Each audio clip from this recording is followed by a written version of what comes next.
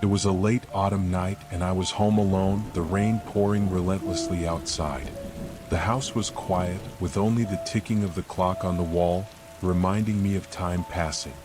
I had just finished work for the day, sitting on the couch with a hot cup of tea, trying to relax. The sound of the rain and wind outside intertwined with occasional thunder, making the entire house feel like it was trembling. I live in a rather secluded area, surrounded by a dense forest, and the nearest neighbors are miles away. I enjoy the quiet, the solitude. But tonight felt different, like something was lurking in the stillness, quietly waiting. At first I couldn't place it. The curtains beside the sofa fluttered slightly. It could have been the wind, or maybe the window wasn't shut properly. I got up to check, but the window was tightly closed. Nothing had moved. However, as I turned back toward the living room, I felt a chill crawl up my spine, something instinctive, like I wasn't alone. I sat back down on the couch, trying to calm myself.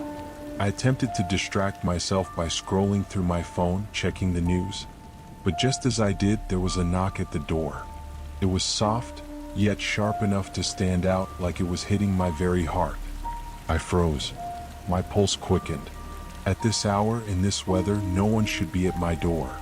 I stood up, walked toward the door, and looked through the peephole. There was no one outside, just the sound of the rain pattering against the door.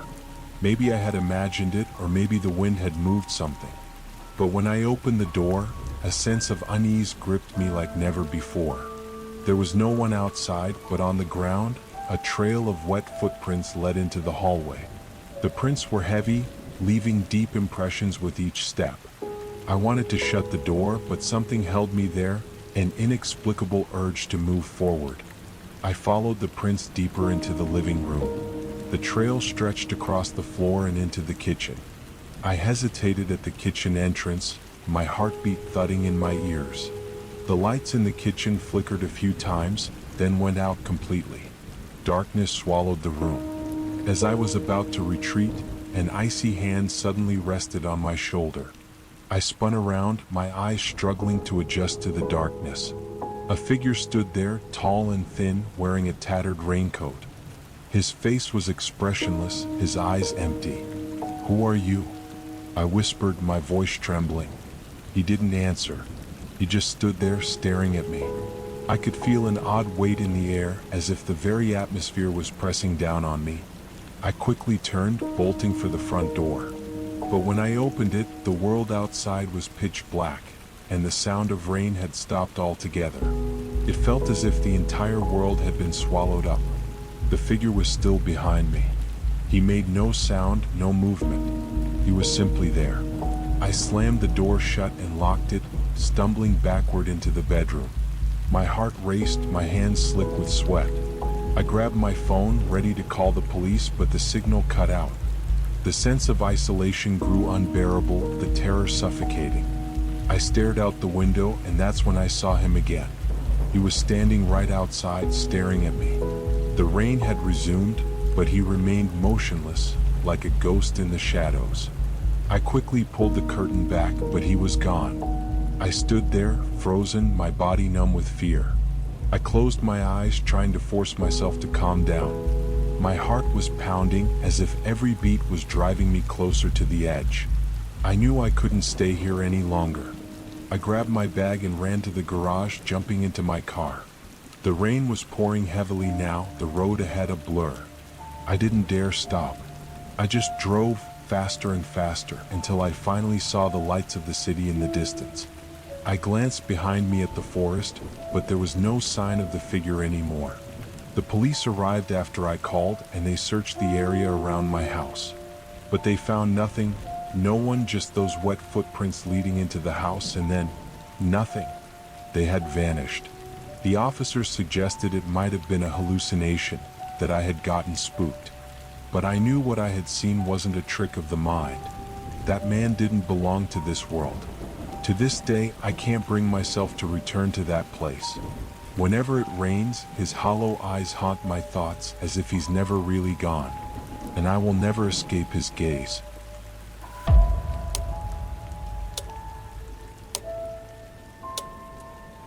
It was a wet autumn night and I was alone at home. The wind outside was fierce, and the raindrops pelted the windows like little stones. No one was home. My parents had gone on a weekend trip, and my friends were all busy with their own lives. I had a light workload these past few days, so I decided to relax at home. Normally, I don't mind being alone. In fact, I often enjoy the peace and quiet of nights like this. I was lying on the couch watching TV when suddenly there was a knock on the door.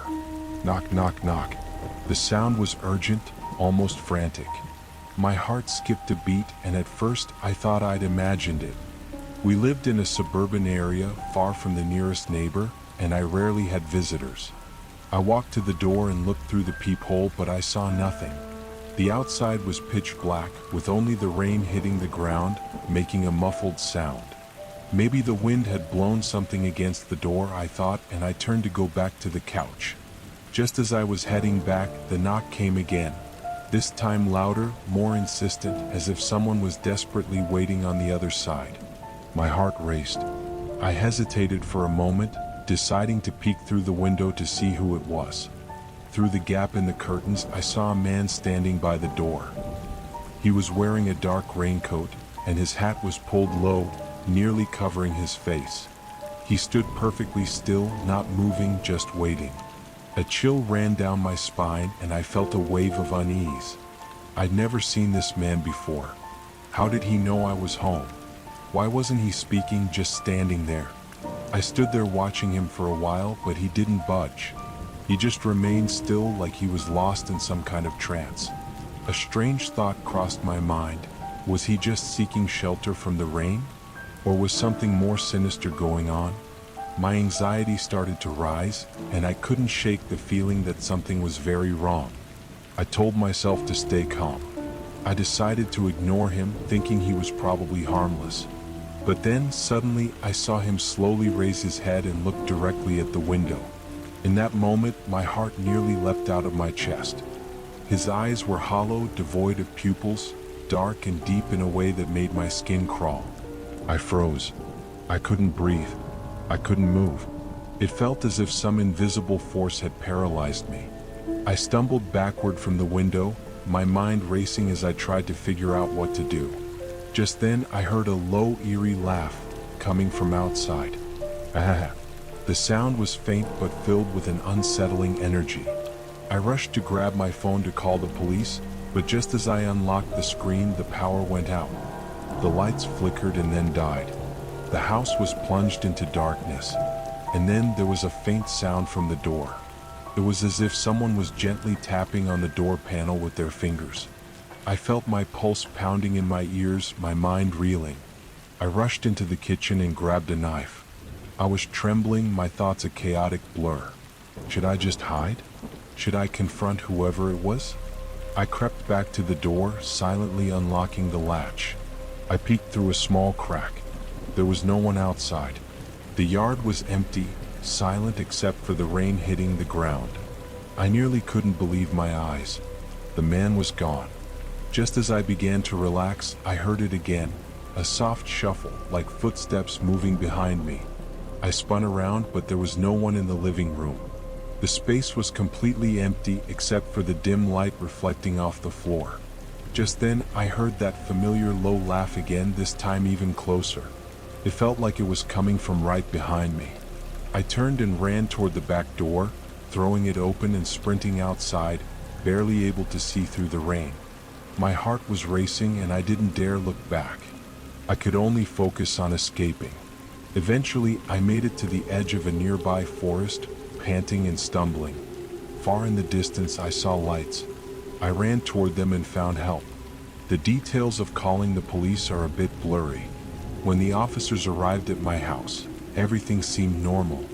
No one was there, just the quiet house and the sound of rain pattering against the windows. They investigated for a while, but found nothing suspicious.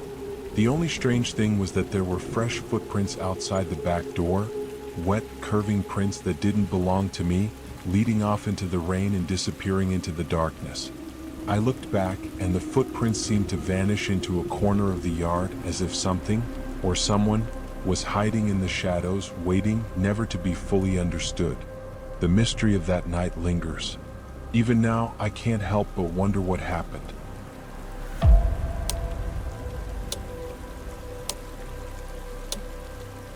It was a regular evening when I was driving home. The road was almost empty and everything around me was eerily quiet. The sun had set, and the streetlights cast a faint glow on the wet asphalt, reflecting off the damp surface. I live on the outskirts of the city, so every evening I have to drive through this quiet, secluded road before I reach home. Tonight, I was running late after work, and the thought of getting home quickly to rest was all that occupied my mind. I drove slowly, the only sound in the car being the faint hum of the radio and the soft thud-thud of the tires rolling over the wet pavement. The surrounding forest seemed to blend into the thickening night fog. It was quiet, almost too quiet. I felt a sudden unease, like something wasn't right. I glanced out of the corner of my eye, and for a split second I thought I saw movement. Turning my head, I looked out the window, but there was nothing there. I brushed it off as my imagination and continued driving. But moments later, the unease returned. Through the corner of my eye, I saw a figure standing by the side of the road, a person in a black coat facing away from me. He was standing completely still, making no move at all, as if he didn't even notice my car passing by. In that moment, a sudden chill ran down my spine. This area was a dead end, and I couldn't think of any reason why anyone would be standing here in the middle of the night. I instinctively slowed down, my eyes watching him closely through the rearview mirror. He was still standing there, motionless. The silence, coupled with his strange presence, made me uncomfortable. I decided not to dwell on it and pressed on. But just as my car was about to pass him, I saw him suddenly turn around and face me. In that instant, my heart stopped. His eyes, deep, hollow, and unsettling, were locked on mine, piercing through the darkness. I barely had time to process what had just happened before I quickly accelerated, my heart racing. As the car sped away, I glanced in the rearview mirror. The man wasn't there anymore. I let out a breath of relief, telling myself it was just a trick of the light, but deep down, something didn't sit right. I pushed the gas pedal harder, trying to reach the brighter, safer intersection up ahead. It wasn't far. I needed to get to the main road where there were other cars and lights. But as I neared the intersection, I caught sight of him again, standing right in the middle of the road, blocking my path. His expression hadn't changed. His eyes were still locked on me, that same chilling, unnatural stare. Fear took over. I slammed on the brakes, causing the car to skid and almost lose control. My heart was in my throat. The man didn't move, didn't flinch. He stood there, a twisted smile curling at the corners of his mouth. It wasn't a normal smile. It was too wide, too wrong, and it felt like it belonged to something otherworldly.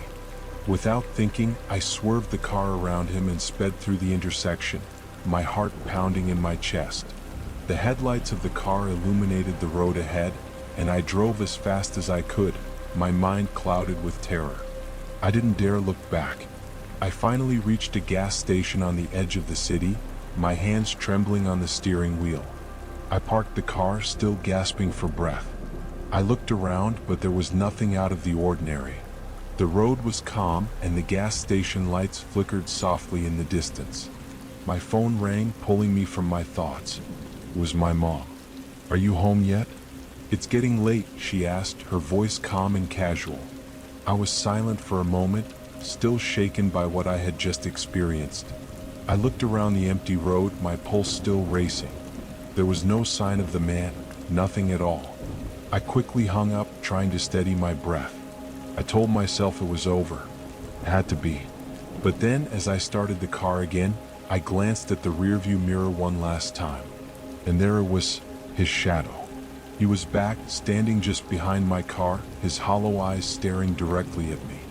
My blood ran cold. I froze. The man was still there. I slammed on the accelerator, pushing the car forward, my heart pounding in my ears. The shadow disappeared, but I couldn't shake the feeling that he was still following me, watching me. I didn't dare stop, not even when I reached the brighter city streets. I kept driving, and as I glanced back, I realized one thing. Not everything can be explained. Some fears linger long after the event, hidden in places you can't see but still feel. And the worst part? I wasn't sure if that man had ever been real, or if he was something else entirely.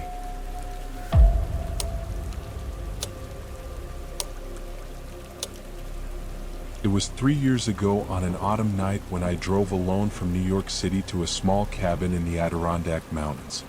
I had rented the cabin through Airbnb, and I'd heard that the surrounding forest was incredibly quiet, perfect for getting some rest.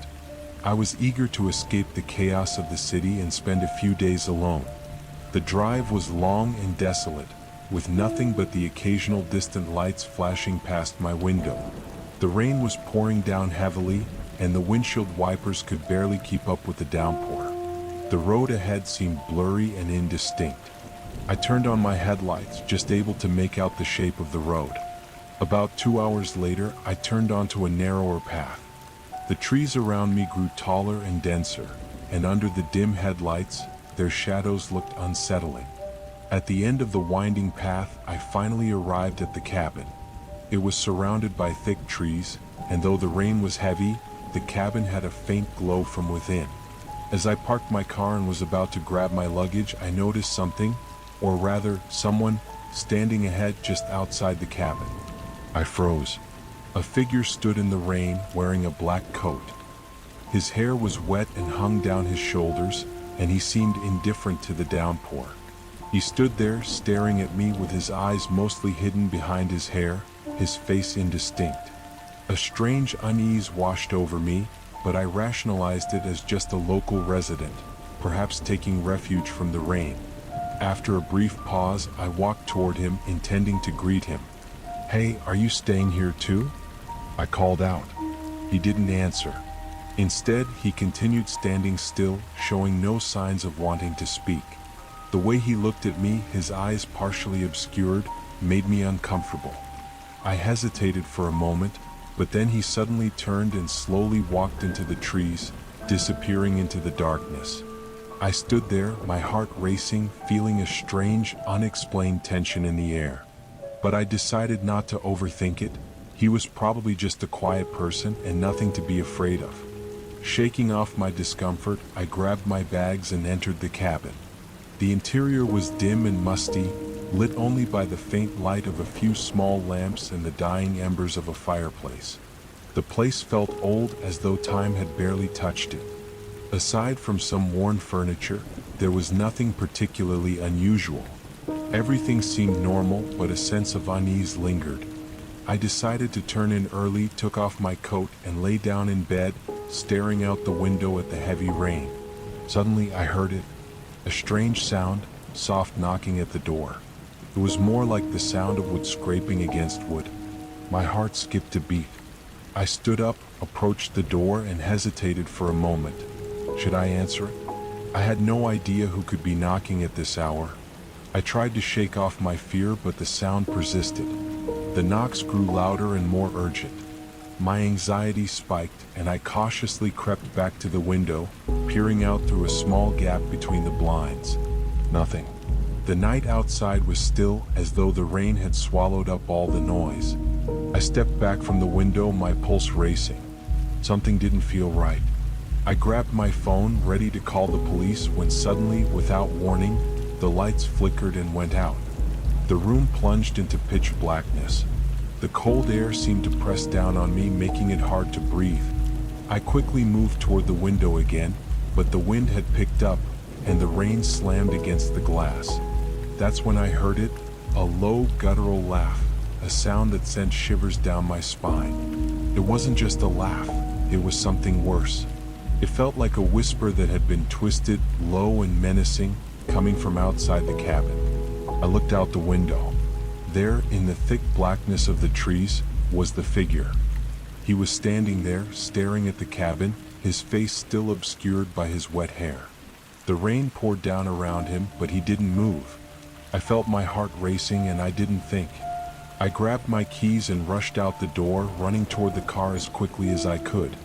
As I started the engine and pulled away, I glanced in my rearview mirror. The figure was still standing by the trees, unmoving. He didn't chase after me. He didn't make a sound. He simply watched as I sped away, his figure barely visible in the heavy rain. When I finally made it back onto the main road, the adrenaline still hadn't subsided. I looked back one last time, and in the distance, just at the edge of the trees, I saw him again. He was still standing there, motionless, watching me disappear into the night. I don't know who he was or why he was there. I don't know why he didn't follow me or why he didn't harm me. To this day, I can't explain the laughter or the feeling of being watched. But I'll never forget that moment, and I'll never be able to shake the image of his dark silhouette, standing alone in the rain.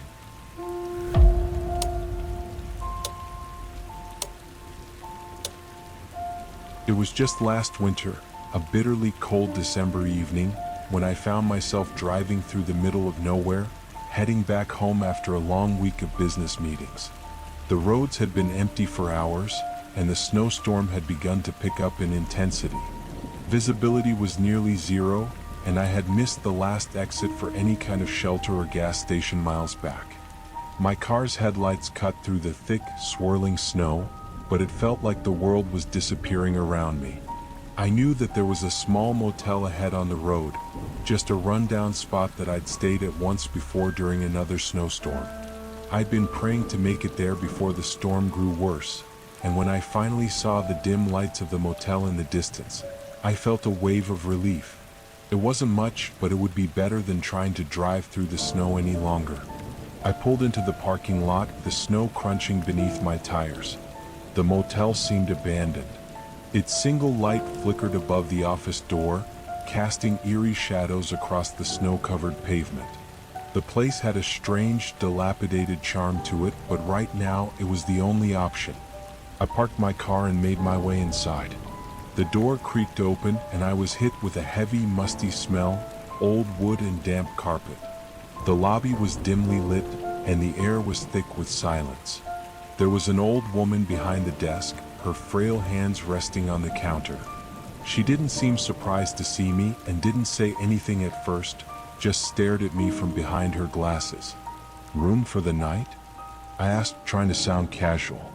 She nodded slowly, her movements slow and deliberate. "Number 6, she said, her voice like dry leaves in the wind. "Down the hall. Second door on the left." I paid her, and she handed me the key without another word. I felt the chill of the hallway hit me as I walked down, my footsteps echoing on the old wood. Each door was silent, and the lights above flickered, casting an uneasy glow. I reached room 6, unlocked the door, and stepped inside. It was cold, uncomfortably so, and the bed was covered in a faded quilt, the patterns of which seemed to swirl in strange ways. The window was cracked, letting in the bitter wind and snow. I quickly closed it, but the room still felt unnervingly cold, as if the chill was seeping from the very walls. I set my bags down, unpacked, and tried to relax. But something about the place, it was off. Something didn't sit right. The sound of the wind outside intensified, howling against the thin walls, but then I heard something else. Faint footsteps. A soft, slow tapping. I paused, holding my breath, listening carefully. The sound wasn't coming from outside. It was coming from the hallway just outside my door. I stood still, straining my ears. The footsteps grew louder, the sound of boots dragging against the floor. They stopped at my door. I stared at the doorknob, expecting it to rattle at any moment. But it didn't. There was nothing. I exhaled sharply, trying to convince myself that it was just the wind or the house settling. But the more I thought about it, the more I felt my skin prickle. There was something unnatural about the stillness that followed. Suddenly, I heard a soft knock at the door. 3 taps, almost as if someone was waiting for me to answer. My heart skipped a beat. My first instinct was to ignore it. I hadn't ordered room service or anything, and the woman at the desk hadn't mentioned anyone else. I grabbed the phone by the bedside and dialed the front desk. The line clicked, then a voice rasped into the receiver. "Hello?" I froze. I heard someone knocking at my door. Is someone there? There was a long silence, followed by the sound of deep breathing on the other end. No one else is here, the woman said, her voice flat. I'll check the security cameras. Before I could respond, the line went dead. My chest tightened. I looked at the door, suddenly unsure of what to do. Should I check? Should I ignore it? As I turned away, I heard the door handle begin to turn. Slowly, deliberately. My breath caught in my throat. I didn't move. The door creaked open, just slightly, as if someone was standing there, peering inside. But there was no one. The hallway was empty, the dim light casting long shadows on the floor. I rushed to lock the door, but before I could, I heard something from behind me, a soft rustling noise like something shifting on the bed. My blood ran cold. I turned around, expecting to see something, anything. But the room was empty. Everything was just as it had been, except for the quilt. It was different. The patterns on the blanket seemed to be rearranged, as if someone had been sitting there, shifting the fabric. I stepped closer, my heart racing. The air felt heavier now, as if the room itself was pressing down on me. My hand trembled as I reached for the door handle, desperate to leave. But just as my fingers touched the cold metal, I heard it again. The slow footsteps coming from the hallway. The door behind me creaked open wider, and this time I saw him. A man, tall with dark, matted hair, his face hidden in shadow. He stepped forward slowly, his feet dragging as if weighted down. His eyes glowed in the dim light, an unsettling gleam that made my stomach churn. I didn't think. I turned and bolted, rushing down the hall and past the desk. The woman was gone. No one was in sight. I didn't stop running until I reached my car. I drove off as fast as I could, the snow now blinding me, the weight of the cold pressing down on my chest. But I couldn't shake the image of that man standing at the door, his eyes glowing in the darkness. And I knew that I wasn't just imagining it. The next morning I went back to check out. The woman at the desk didn't remember me from the night before. No one else had checked into room 6. I asked about the cameras, but the motel didn't have any. It didn't even have a security system. I left, never looking back, but I still wonder, who was he? Why did he come for me? The more I think about it, the more I feel like something followed me that night. I still don't know what happened, but I haven't driven that road since. And sometimes in the dead of night, I swear I hear footsteps behind me.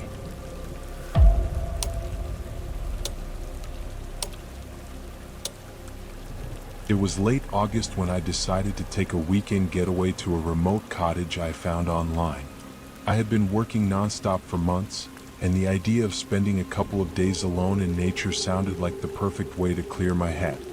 The cottage was located in the middle of a dense forest in the Pacific Northwest, far from any towns or even other houses. The listing promised a quiet, peaceful retreat, surrounded by towering trees and complete isolation.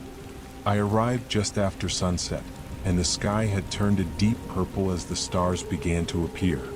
The road leading to the cottage was narrow and winding, covered with thick moss and overgrown vines. My tires crunched on the gravel as I parked near the front door. The cottage looked exactly like the pictures, small, quaint, and weathered, with a wraparound porch and a fireplace that would surely be comforting on a chilly night. The moment I stepped inside, I felt an odd sense of calm. The air smelled faintly of pine, and the low hum of nature was all around me. The wooden beams and stone walls gave the place an old-world charm. I was alone, no neighbors for miles. Perfect. After unpacking, I made myself a quick dinner and sat by the fire, sipping my drink and staring into the flames. The night was silent, save for the occasional rustle of wind through the trees. But then, around 11 p.m., I heard something. A faint thud, like something heavy hitting the ground just outside. I froze, my heart thudding in my chest. I tried to convince myself it was just a fallen branch or an animal, but it didn't feel like that. It felt deliberate. The sound came again, this time louder, and then a scraping noise. I stood up, feeling an uneasy chill creeping over me, and slowly moved to the window. The darkness outside was impenetrable, but I could see shapes moving, shadows perhaps, but nothing concrete. My eyes darted around trying to make sense of it, but I saw nothing. I waited for a few minutes, hoping it would stop, but the noises continued. Thud, scrape, thud. I grabbed a flashlight and stepped onto the porch. The night air was damp and the forest was eerily quiet now.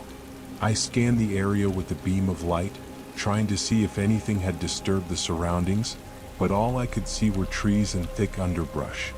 No one in sight. I convinced myself it was just an animal, maybe a raccoon or a bear rummaging through the trash. Still, something about the rhythm of those noises unsettled me. It wasn't just random, it seemed almost intentional. After what felt like an eternity of listening to the night, I decided to go back inside. I locked the door behind me, drew the curtains, and tried to shake the feeling of being watched. But the silence now felt oppressive and I couldn't relax. I turned on the TV, flicked through channels aimlessly, but I was too restless to focus on anything. Around 2 a.m., I woke up to the sound of the door creaking. My eyes snapped open. I was sure I had locked it. My heart pounded as I slowly got out of bed, moving toward the door. I was paralyzed with fear as I reached for the handle. The door opened slowly on its own, revealing a black figure standing just outside in the dark. I couldn't make out any features, only the vague outline of a man motionless. My breath caught in my throat, and for a moment, time seemed to stop. I wanted to scream, but my throat was dry, my body frozen in place. The figure didn't move, didn't make a sound. It just stood there staring at me.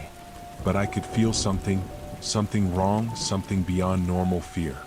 It was as if the air had thickened, and every instinct in my body was telling me to run. I didn't know what to do. I stepped back slowly, but as I did, I heard it, the unmistakable sound of footsteps inside the house. They were quiet at first, but growing louder, moving closer. My panic escalated. I rushed to the back door and opened it, slamming it shut behind me. I ran into the forest, not caring where I was going, just desperate to get away. The wind howled through the trees, and I could hear the rustle of leaves behind me. It was dark, so dark that I could barely make out my own hands in front of my face. But then I heard it, footsteps again. But this time they were right behind me. I stumbled, falling against a tree, breathless and terrified. I didn't dare turn around. The footsteps stopped. Dead silence. For a moment, I thought I had imagined it. But then I heard a voice, a low, almost whispering voice from the darkness behind me. Go back. I spun around, but there was nothing there. No one. Only the rustling of trees and the distant howling of wind. I stood there for a long time, trying to catch my breath, feeling the weight of the forest pressing down on me. I didn't know what was going on, but someone was following me. I didn't stay another minute. I found the road again, my legs aching, and eventually managed to flag down a passing car. The driver looked confused when I told him what had happened, and when we passed the cottage, it was quiet, nothing unusual. But as I glanced back at the cottage from the moving car, I saw it, just for a second, standing in the window watching me. The figure, the same dark silhouette. When I arrived back in the nearest town, I called the police. They went out to the cottage the next morning, but they found nothing. The place was empty, untouched, and no one was there. There was no sign of anyone living in the area for miles. The police wrote it off as a false alarm, but I know what I saw. I don't know who or what was watching me that night, and I don't know why they didn't follow me that night, but I will never go back to that forest again. And sometimes when I close my eyes, I hear those footsteps, slow, deliberate, always just behind me.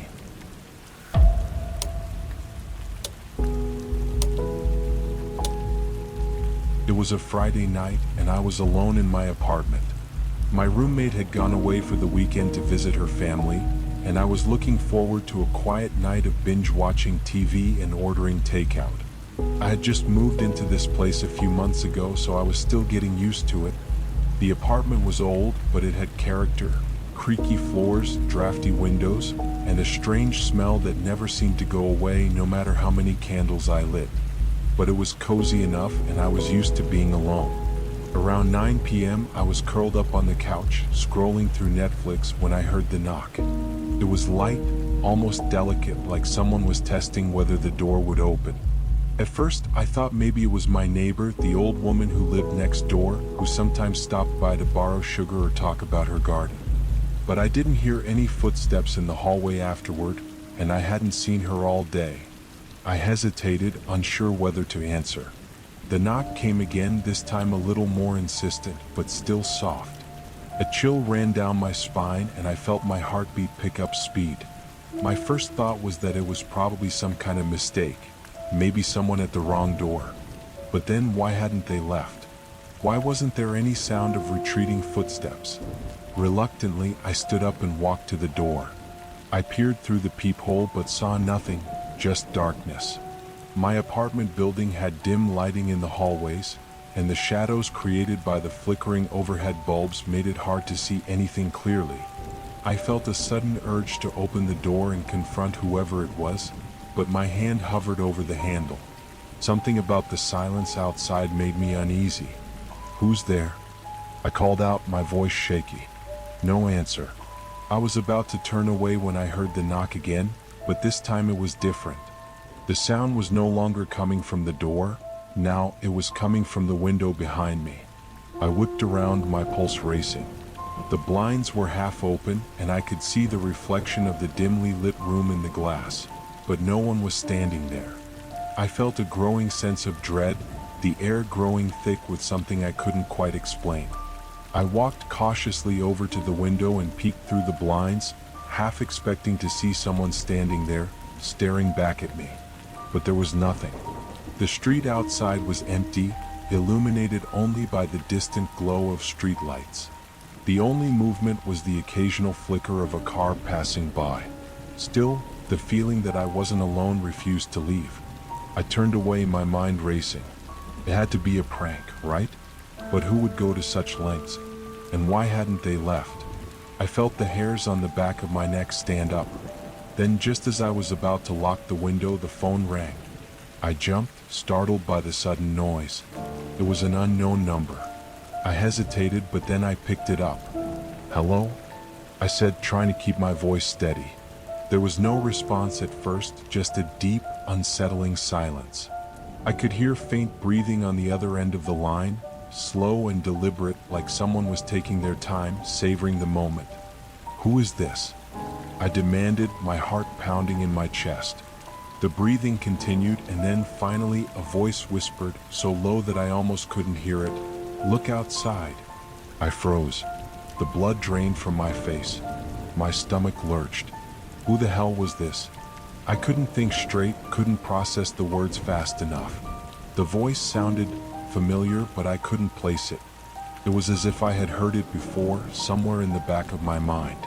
Without thinking, I hung up, my hands trembling. The phone dropped to the table as I turned slowly toward the window again. My breath hitched in my throat. I didn't want to look, but I couldn't stop myself. I moved to the blinds, my heart hammering in my chest. I hesitated, but then pulled them open, expecting to see something, or someone, staring back at me. The street was still empty. But then I noticed something on the sidewalk just below my window. A figure. A man standing completely still, facing my building. His body was unnaturally rigid, and he was wearing a long coat, the collar turned up to obscure his face. I could barely make out his features in the darkness. He didn't move, didn't even seem to breathe. He was just there. I took a step back, my pulse roaring in my ears. My hands went numb and my breath came in short gasps. The phone call, the knocking, this wasn't some random coincidence. I was being watched, and whoever it was, they knew I was alone. I backed away from the window, my mind racing. Should I call the police? Should I leave the apartment? My thoughts were jumbled, spinning in all directions. I grabbed my phone again, my fingers trembling as I dialed my roommate's number, hoping she would pick up. But the call went straight to voicemail. I went to the door, my eyes never leaving the window. The figure hadn't moved. I grabbed my keys and opened the door slightly, peeking into the hallway. The building was eerily quiet as it always was at night. No sign of anyone. I looked back at the window. The figure was still there. He hadn't moved an inch. My pulse quickened and I closed the door softly behind me, locking it with trembling hands. I wasn't sure what to do, but I couldn't stay in this apartment any longer. As I stood there, heart pounding, I heard the knock again. This time it came from the door. A soft, deliberate knock. Then a voice, barely audible, whispered through the door, "I know you're in there." The blood froze in my veins. I didn't hesitate. I grabbed my things and bolted out the door, sprinting down the hallway, ignoring the fact that I didn't have shoes on. I didn't care. I just needed to get out. I ran through the building's exit and out into the cold night. My breath came in ragged gasps as I sprinted down the street, not looking back until I reached the nearest 24-hour cafe. I collapsed into a booth, my body shaking, trying to calm myself. I didn't return to the apartment that night. I stayed at a friend's place, terrified to go back. When I finally did hours later, the apartment was empty. The blinds were still drawn, the room just as I had left it. But I couldn't shake the feeling that something was wrong, that I wasn't really alone. And the worst part? The phone call came again the next night. But this time it was a different voice. A voice I didn't recognize. "Why did you leave?" it asked before the line went dead.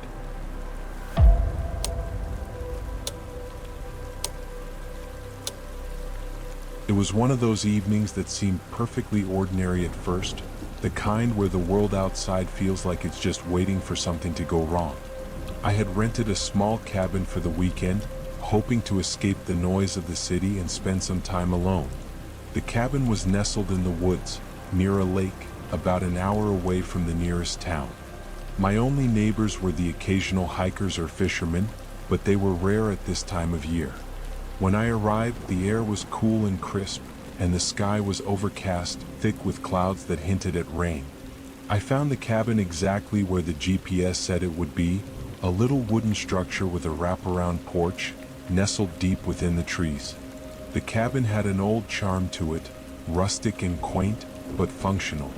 The owners had promised a peaceful retreat, and after weeks of city noise and deadlines, I was eager for solitude. Inside, the cabin smelled of pine and wood smoke. There was a fireplace in the living room, a worn leather sofa, and a few old books scattered around. The kitchen was small but fully equipped, and the bathroom had a clawfoot tub. Perfect, I thought. Exactly what I needed. The first night was uneventful. I had a quiet dinner, read a bit, and watched the wind whip the trees outside as the rain began to fall. The sound of the rain tapping against the roof was comforting, almost soothing. But around midnight, the peace was broken. There was a knock on the door. I froze. It wasn't a knock I was used to. It wasn't urgent or loud. It was soft, tentative, like someone was unsure whether they should even be there. It wasn't a knock that a delivery person or neighbor would make either. My first thought was that it might be some lost hiker or someone who needed help, but I quickly pushed that idea aside. I hadn't seen a car come down the dirt road when I arrived, and the cabin was miles from the nearest trailhead. I stood still, staring at the door. The knock came again, this time a little louder. I felt a chill run down my spine. I crept over to the door, hesitated for a moment, then slowly peered through the peephole. I saw nothing but darkness, just the shadowy outline of the porch. No figure, no movement, just blackness beyond the door. My heart began to race. Who would be out there? And why were they knocking so softly, almost as if they didn't want to be heard? I backed away from the door, trying to think. My mind was spinning. Maybe it was an animal, or perhaps it was just some prank, but something didn't sit right. The knock was too deliberate, too specific. I glanced out the window next to the door, but all I saw was rain, thick and heavy, falling in sheets. Nothing seemed out of the ordinary. I was just about to close the curtains when the knock came again. But this time it wasn't a knock at all. It was a tap, a soft tapping sound on the window next to me, as if someone was gently tapping their fingers on the glass. I jerked back from the window, my heart pounding in my chest. I stood frozen for a long moment, listening to the stillness. The tapping stopped, but I didn't feel any relief. I felt like I was being watched. I wasn't alone. I hadn't been alone for a long time. Then I heard it again, louder this time. A voice, faint but distinct, calling my name from the porch. Rachel. I froze, my breath catching in my throat. It was my name, but it didn't sound like anyone I knew. It was soft, almost like a whisper, but there was something about it that felt wrong. The voice was too close, too intimate. The hairs on the back of my neck stood up, and I could feel the weight of the air around me, thick with tension. My mind raced. Should I open the door? Should I call for help? But the cabin was miles from any town, and I didn't have cell service here. It was just me and whatever this was out here in the woods. I grabbed the flashlight from the kitchen counter and slowly approached the door. My breath came in shallow gasps as I turned the handle, pulling the door open just a crack. There was no one there. I blinked, staring into the dark. I waited, listening. The rain was still falling and the night was eerily quiet again. But I couldn't shake the feeling that something was wrong. I stepped outside, cautiously, the beam of the flashlight cutting through the night, casting long shadows on the wet ground. The porch was empty, just the sound of the rain hitting the wood beneath my feet. I stepped forward, my flashlight darting across the yard. There was a figure in the distance, standing motionless near the edge of the trees. I couldn't make out any features, just the vague outline of a person in a dark coat, their back to me. I called out, "Hello? Who's there?" There was no answer. The figure didn't move. I felt a sickening lurch in my stomach. I called again, louder this time. "Hey, are you okay?" Still no response. The figure remained perfectly still. Against every instinct in my body, I took a step closer. My flashlight shook in my hands as I moved forward, my pulse racing. I was almost there, just a few yards away from the figure, when I stopped dead in my tracks. The figure turned around, but it wasn't a person at all. It was wrong. Its face was a blur, like it was trying to form itself but couldn't. The features twisted and shifted, like shadows fighting against the light. It was as if the face was trying to scream, but it couldn't make a sound. I froze, unable to move, unable to breathe. The figure took a step toward me, its form undulating and stretching unnaturally. Its arms reached out, long and distorted, its fingers thin and sharp. That's when I snapped out of it. I turned and ran, sprinting back to the cabin, my feet slipping on the wet ground. I slammed the door shut behind me and locked it. I could hear something on the porch, scraping against the wood like nails dragging across the surface. The air was thick with the smell of damp earth, and my own heartbeat thundered in my ears. I grabbed my phone, but it was dead. No surprise there. I had no service, no way to call for help. It was just me, alone in this cabin with whatever that thing was. The scraping stopped. I waited and waited, but nothing happened. The night outside was silent again, too silent. I tried to steady my breathing, telling myself it was over, but I couldn't shake the feeling that it was still there, watching, waiting. I couldn't stay here another minute. I grabbed my things, shoved them into a bag, and ran outside again, not caring where I went, just away from the cabin. When I reached the road, I finally caught a glimpse of it again, standing in the distance, just at the edge of the trees. But this time it didn't move. Just watched. I didn't stop running until I reached the nearest town, nearly 2 hours away. I went straight to the police station and told them everything. They found nothing at the cabin. No signs of forced entry, no footprints in the mud. The owner of the cabin didn't even believe me when I told him what had happened. He said the place was fine, perfectly safe. But I know what I saw. And I still hear the tapping sometimes late at night when I'm alone. I hear my name whispered on the wind. Still out there waiting.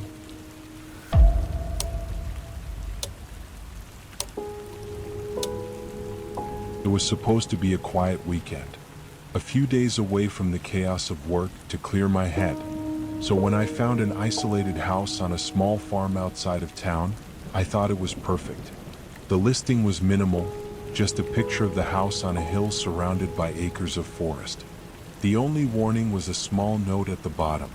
No neighbors for miles, please make sure to stock up before arriving. Simple, straightforward. The drive out there was longer than I expected. The highway turned into dirt roads and soon, there was nothing but trees and fields stretching out into the distance. The house came into view after a sharp turn, sitting alone on the hill like something from a dream, or a nightmare if you asked me later. It was a small, weathered farmhouse with a faded red barn behind it. The windows were dark, but the door was wide open as if it had been waiting for me. I wasn't sure why the sight made me uneasy, but the silence around the house was thick, like it was swallowing sound. I shrugged it off as nerves and carried my bags inside. The house was older than I expected, creaky wooden floors, old furniture covered in dust, and the faint smell of mildew in the air. But it was cozy. It had everything I needed: a kitchen, a living room with a fireplace, and even a small bedroom. I unpacked, made myself a cup of tea, and sat by the window overlooking the fields. The sun was setting, painting the sky with deep oranges and purples. It felt peaceful, almost too peaceful. As night fell, I began to hear things. Soft knocks. At first, I thought it was just the house settling, but the knocks were rhythmic, like someone tapping on the walls. I tried to ignore it, thinking it was just my imagination, but when they didn't stop, I started to feel a growing sense of unease. I tried to tell myself it was nothing, maybe the wind or an animal outside, but the knocks came again, louder this time. 1, 2, 3, always 4 knocks. I could hear them coming from the back of the house, near the old barn. It was too regular to be anything random, and it sent a chill through me. I grabbed a flashlight from the kitchen drawer and made my way to the back door. The moon was full, casting an eerie light over the field. I could see the barn in the distance, standing dark and still against the sky. The knocks had stopped, but the air felt heavy, like it was waiting for something. I walked toward the barn, my flashlight cutting through the darkness. The ground was soft beneath my boots, and the occasional rustle of wind in the trees only made the silence seem more oppressive. When I reached the barn, I hesitated. The door was slightly ajar, just enough to make it seem like it was beckoning me inside. I pushed it open, the hinges creaking loudly in the silence. The inside of the barn was darker than I expected, filled with dust and old farming tools. It smelled musty, but there was something else, a faint, unpleasant odor like something rotting. I scanned the space with my flashlight, but saw nothing unusual. Just old hay, a few broken chairs, and I stopped. There, in the corner of the barn, was a figure. At first, I thought it was a person, a tall man wearing a dark coat. But as my flashlight settled on him, I realized something was terribly wrong. He was standing still, his back to me, staring at the wall. His head was tilted unnaturally, and his arms hung limp at his sides.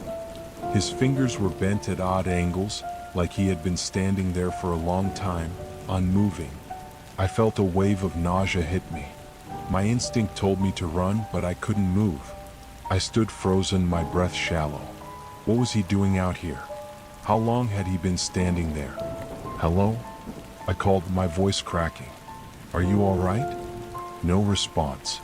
I took a tentative step forward, and that's when I noticed something that made my blood run cold.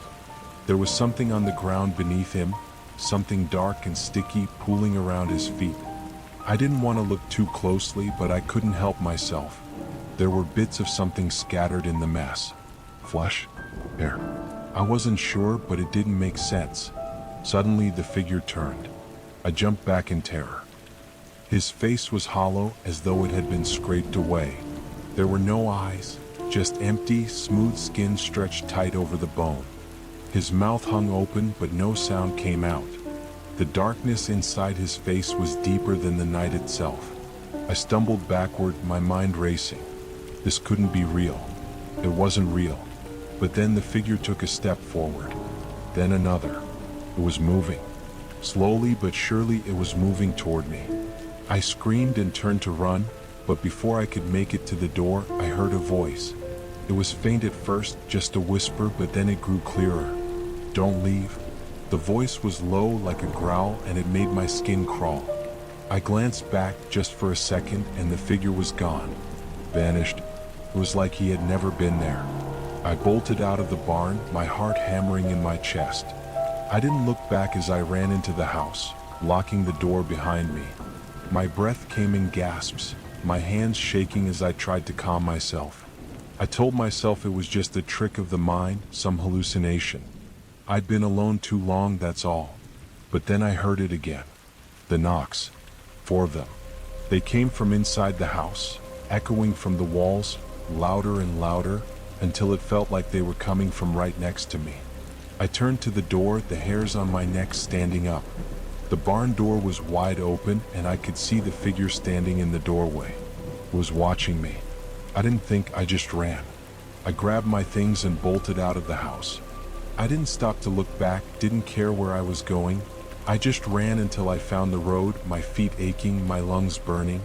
The rain started to fall heavily, but I didn't care. I didn't stop until I reached the nearest town.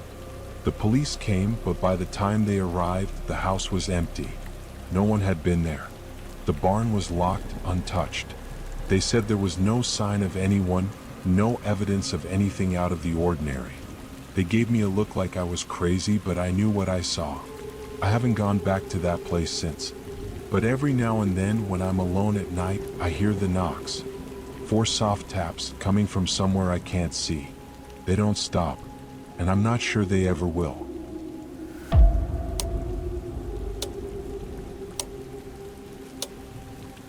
It was supposed to be just a quick pit stop.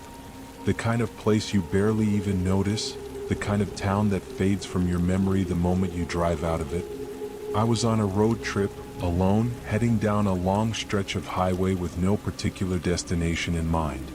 The sun was setting, the sky painted in streaks of pink and orange when I saw the sign, "Welcome to Pine Hollow."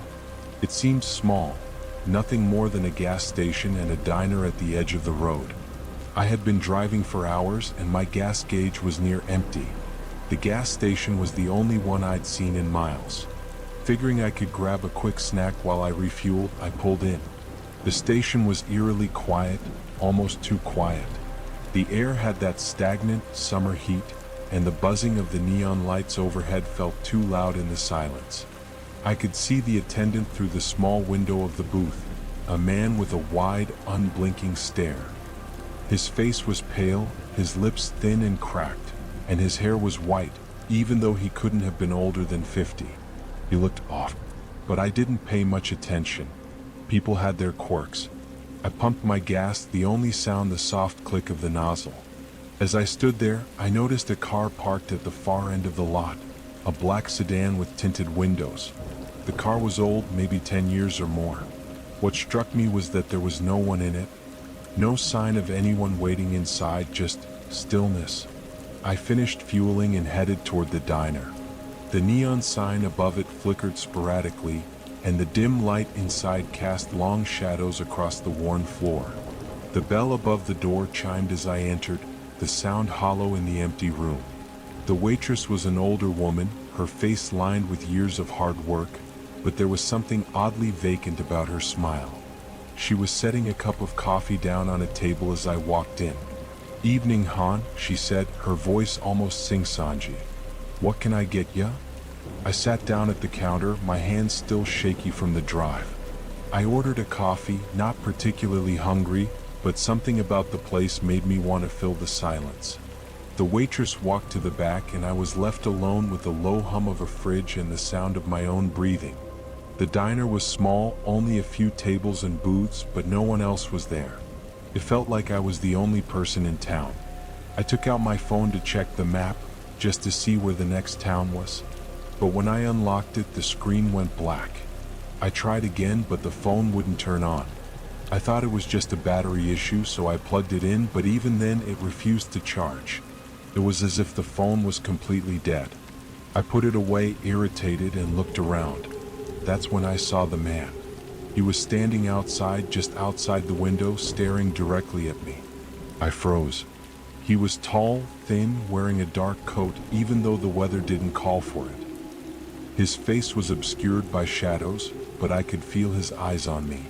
I wasn't sure how long he'd been there, but his presence sent an unsettling shiver down my spine. The waitress returned with my coffee. Her smile never wavered.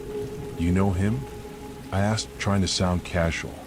She glanced toward the window and the smile faded just slightly, barely noticeable, but enough to send a spike of unease through me. "Don't mind him," she said softly, placing the coffee in front of me. "He's always around. Just ignore him." I wasn't sure what she meant, but I didn't press it. I could feel my heart start to race, my throat tightening. Something wasn't right. The man didn't move, his face still hidden in the shadows, his form almost too still, like he wasn't just standing there. He was waiting for something. Or someone. I took a sip of the coffee, trying to steady myself. But the whole atmosphere of the place seemed to grow heavier, like the air itself was thickening. The waitress kept glancing at the window, then back at me, her smile returning, but it was empty now, distant. I wanted to ask more, but the words caught in my throat. Suddenly, the door to the diner slammed open. I jumped, spilling some of my coffee. The man from outside walked in, his coat swishing against the floor, the bell above the door jangling violently.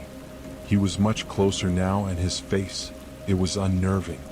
There were no eyes, just empty sockets. The skin around his face was stretched tight, as if his face had been pulled too far back. His lips were thin, almost non-existent, stretched into a grimace that didn't seem human. I stood up, the urge to run surging through me, but the waitress didn't move, didn't even blink. "Leave him be," she muttered. "He won't hurt ya. He just wants you to stay." The man walked slowly toward me, his steps unnaturally silent. I could hear my heartbeat in my ears. "Stay with us," the waitress said, her voice now low and raspy. "You don't need to go anywhere. It's safer here." The man's face was inches from mine now, his presence overwhelming. There was a smell like something old and rotten clinging to his coat. I could feel the hairs on the back of my neck stand up. I backed away, but my legs felt heavy, like I was stuck in place. The man reached out with a thin, bony hand, his fingers brushing against my cheek. His touch was ice cold. "Leave," the waitress whispered, but it was too late. I didn't wait for another word. I dashed out of the diner, ignoring the waitress's voice calling after me. The night air hit me like a slap, and I didn't stop running until I reached my car. My heart pounded in my chest, my hands shaking as I fumbled with the keys. I drove away as fast as I could, not looking back. The road was empty again, the night still and silent. But in the rearview mirror, I thought I saw the man standing on the side of the road, watching me as I drove away. I didn't stop until I hit the next town, but even now, I'm not sure if it was real. The diner was gone when I returned, and no one in the town knew anything about it. There's no sign of a pine hollow on any map. And sometimes when I'm alone at night, I still hear the voice. "Stay."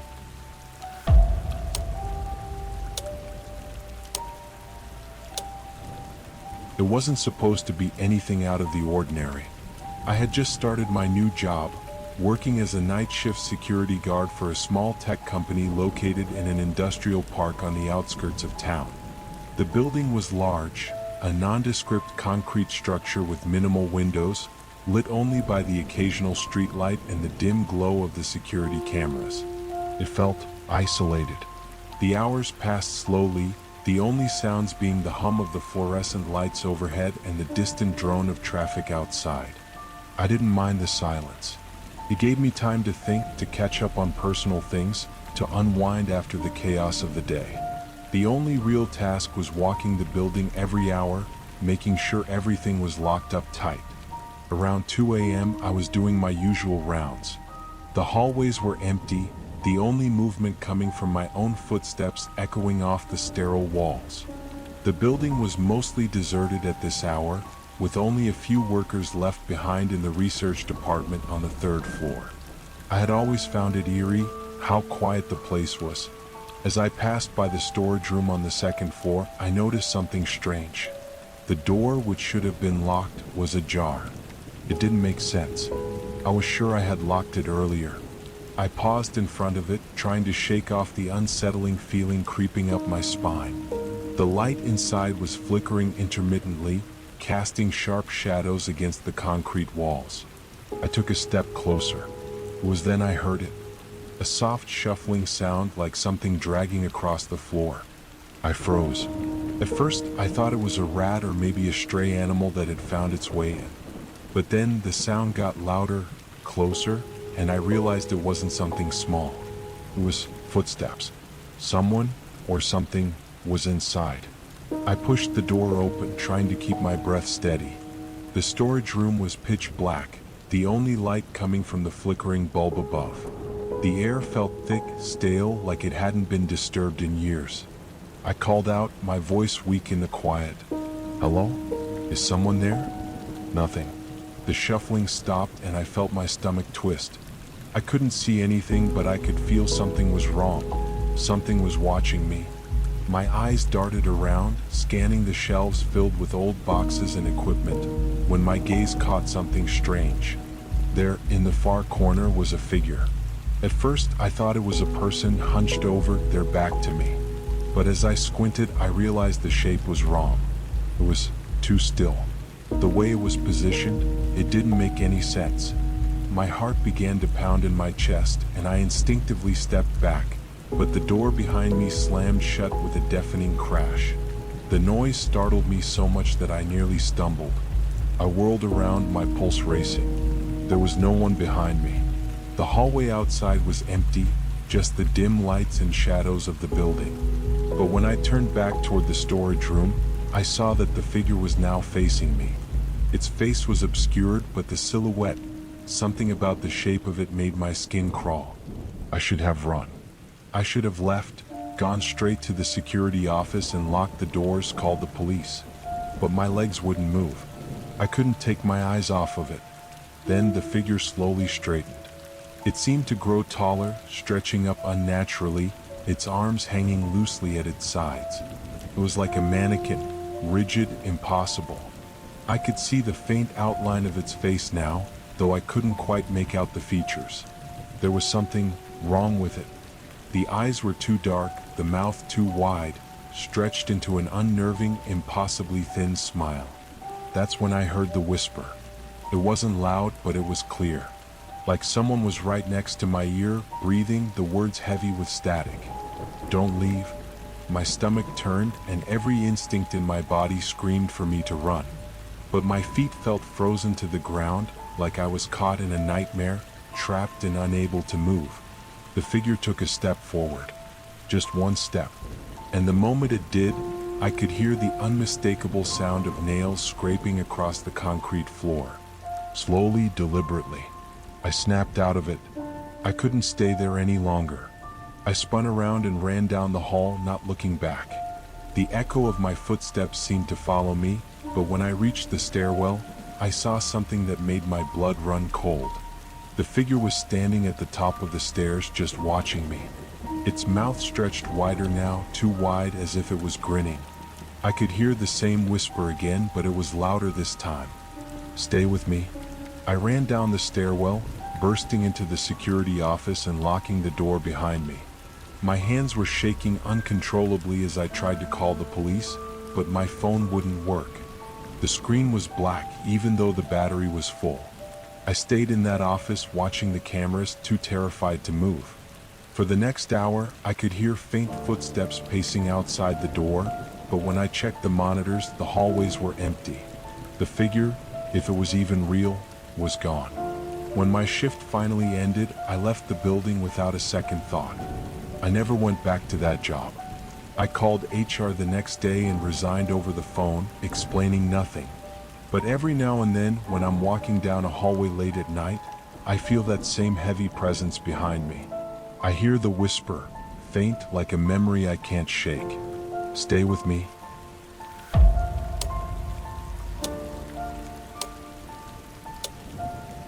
It was late autumn when I decided to escape the hustle and bustle of the city. I had been feeling overwhelmed by the demands of work and needed some time to recharge, so I booked a weekend getaway at a secluded Airbnb cabin in the woods. The cabin was located miles from the nearest town, nestled between towering pine trees, and the drive there was long and winding. When I finally arrived, the cabin appeared exactly as advertised, charming, rustic, and surrounded by nothing but the sounds of nature. The first evening passed in peaceful solitude. I cooked dinner, sat by the fire, and read a book as the wind howled outside. It was the kind of quiet I'd been craving. But as night fell, something started to feel off. It wasn't anything I could quite put my finger on, but there was an odd sense of being watched. At first, I shrugged it off, convincing myself that the isolation was playing tricks on my mind. But then, as I settled in for the night, I noticed a shadow moving just outside the window. I froze. It wasn't a car passing by, as there was no road near the cabin, just a narrow dirt path leading to the front door. I slowly stood up and peeked through the curtains, my heart pounding in my chest.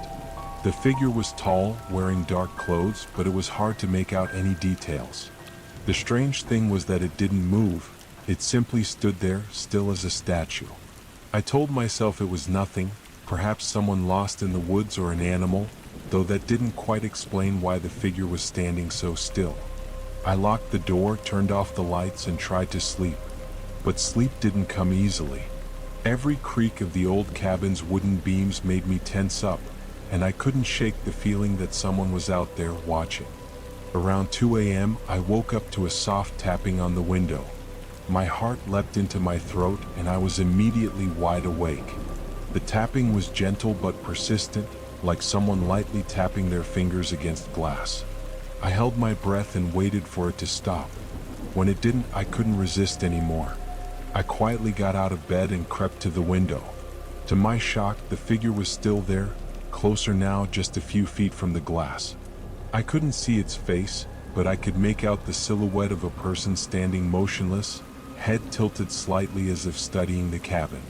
I recoiled, my breath quickening. The window was locked, but somehow I felt like the person on the other side could see me. I stepped back from the window, my mind racing, and looked around the room, trying to find some sort of rational explanation. But there was none. I decided to call the host of the cabin, but there was no answer. I left a message telling them that I felt uncomfortable and wanted to know if anyone else was staying in the area. Then I tried to convince myself that it was probably just my imagination. Still, I couldn't shake the eerie feeling, so I grabbed my phone and locked myself in the bathroom, turning on the shower to drown out the sound of my racing heart. I kept checking the window from the bathroom, but the figure was gone. Relieved, I slowly stepped out of the bathroom and went back to bed. The next morning I felt foolish. The sun was out, the birds were chirping, and everything seemed normal again. I made breakfast, trying to shake off the previous night's events. But as I looked out the window, I noticed something odd, a patch of fresh footprints in the snow leading from the back of the cabin to the front. They were clear, almost new, and they seemed to have appeared overnight. No one else had been around, and the only place they led was right up to the window where I'd seen the figure the night before. My nerves were shot. I decided to pack up and leave, but when I went to the door, I saw that the lock had been tampered with. The deadbolt, which I was sure I had locked, was now unlatched. My stomach churned. There was no way anyone could have entered without me hearing, but something told me I wasn't alone.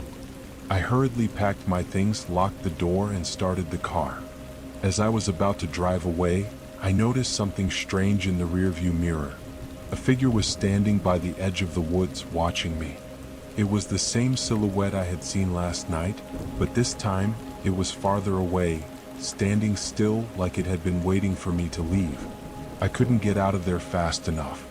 The drive back to the city was long and uneventful, but the image of that shadowy figure stayed with me, haunting me long after I had left the woods behind. When I arrived home, I checked my phone again and saw a new voicemail from the Airbnb host. "Hi, just wanted to check in and make sure you're doing okay. A little weird, I know, but the property's been empty for a while. It's been in the family for years, but, we've always had strange things happen here. I just didn't want to mention it, in case it spooked you. Hope you had a nice stay." The hairs on the back of my neck stood up as I hung up the phone. Strange things had happened there, But what exactly was it that I had encountered? I never got an answer.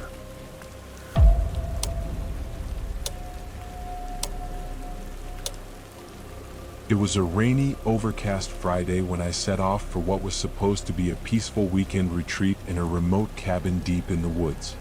The booking was last minute. I had been feeling the pressure of work and needed a break from everything.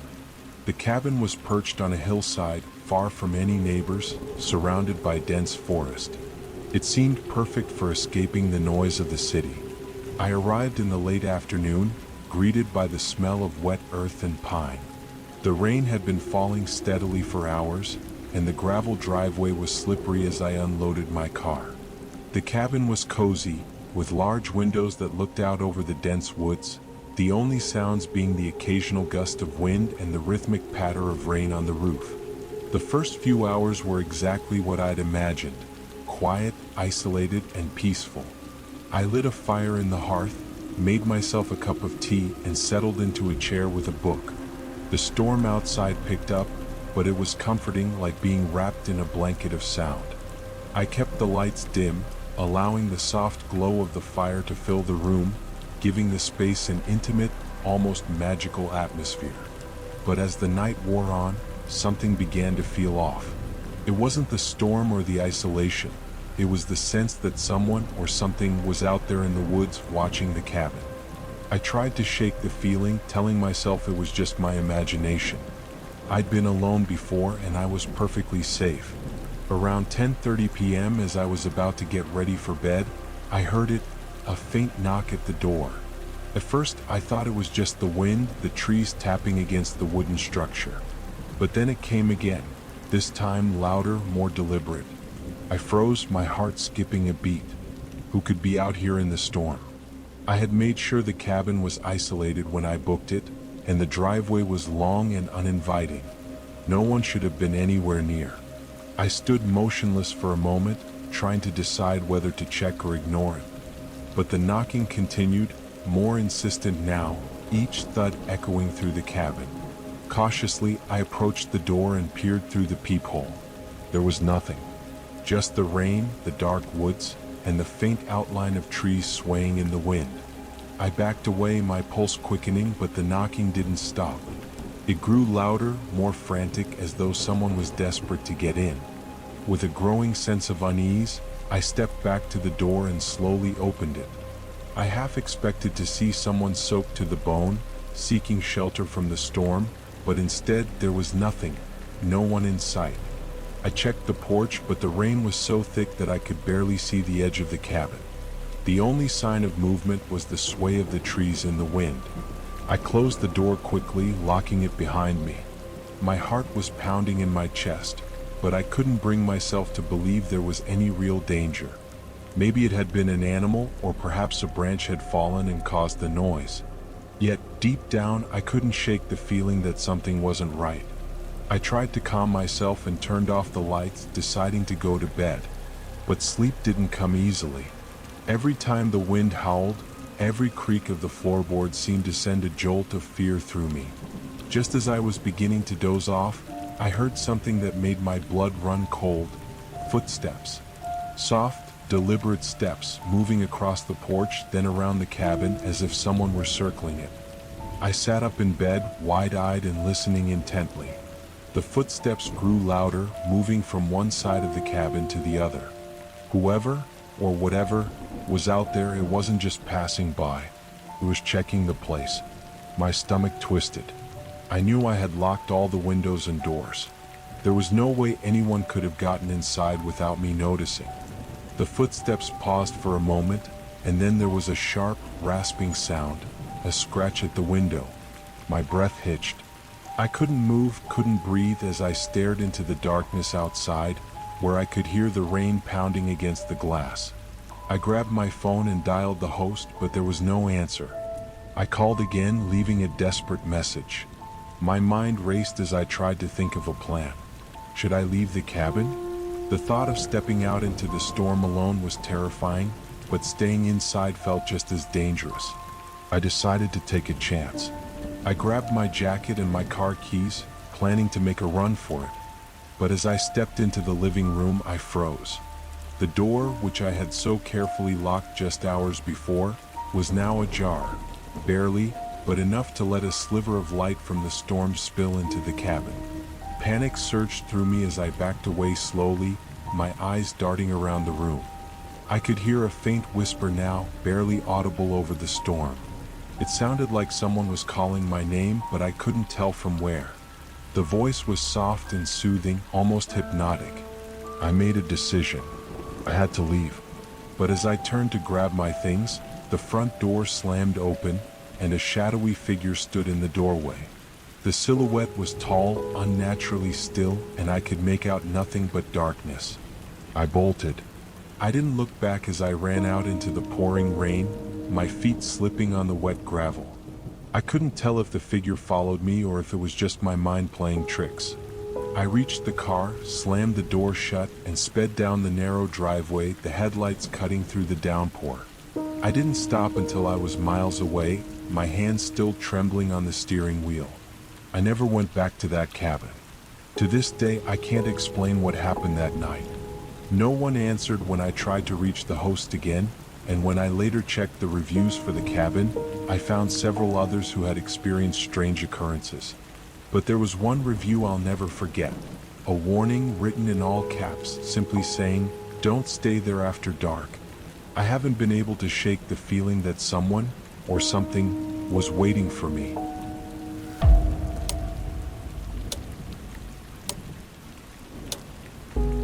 I had been working the night shift at a convenience store for a few months. It wasn't glamorous, but it paid the bills. The store was in a quiet, almost forgotten part of town, surrounded by dark streets and empty lots. The hours dragged on, the only company being the hum of the fluorescent lights above, the occasional click of the register, and the random customer who would wander in at odd hours. That night started out just like any other. The rain had started to fall around 10 p.m., and the usual customers, a few drunks, the occasional late-night worker, and the odd jogger, came in for snacks or cigarettes. I had just started my shift at 11 p.m., and as usual, it was quiet. The clock on the wall seemed to tick louder in the silence, and I couldn't shake the feeling of being watched. I'd always had an odd sense of unease about the place, especially after hours, but tonight was different. Something was off. Around midnight, I noticed a figure standing by the window just outside. I didn't think much of it at first. Probably a customer waiting for a ride or just a passerby, nothing unusual. But when I glanced back, the person hadn't moved. I tried to ignore it, telling myself that maybe they were just standing there to escape the rain. But the longer I looked, the more unsettling it became. They were wearing a long coat, their hood up, their face obscured by shadow. The streetlight outside didn't seem to reach them, casting their figure in darkness. I kept myself busy rearranging some snacks on the shelves, but my eyes kept drifting back to the window. Eventually, the figure turned and walked off into the night. I felt a strange mix of relief and disappointment, but something told me this wouldn't be the last time I saw them. An hour later, around 1 a.m., the bell above the door jingled, signaling the arrival of a customer. I looked up, expecting the usual type, someone in need of a late-night drink or snack. But when I saw him, my stomach dropped. The same person from outside was now inside the store. The figure, still wearing the long coat, hood up, and now holding nothing in their hands, stood just inside the door, staring at me. I tried to keep my expression neutral, hoping they would just grab whatever they needed and leave. But they didn't move. They didn't even look at the shelves or the aisles. They just stood there, their heads slightly tilted, watching me. "Can I help you?" I asked, trying to break the silence. There was no answer.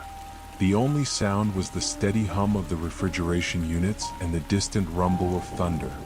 I repeated myself a bit more firmly, but the person didn't respond. Feeling uncomfortable, I took a step toward the counter. As I did, the figure's head twitched, and I saw them slowly begin to move toward the aisle, not with purpose, but with a deliberate slowness that unnerved me even more. They reached for a can of soda, their fingers brushing against it as if testing the weight, but then they put it back. They did this with several other items, never picking anything up, just touching them and putting them back. My unease deepened. After a few minutes of this bizarre behavior, I decided I'd had enough. I grabbed the phone behind the counter, ready to call security or at the very least ask if they were okay. But before I could dial, the bell above the door jingled again. I froze. The person was gone. Just like that. I ran to the door and peered out into the rain. No one was there. It didn't make sense. There was no way they could have left that quickly. The only exit was through the front door, which I had been watching the entire time.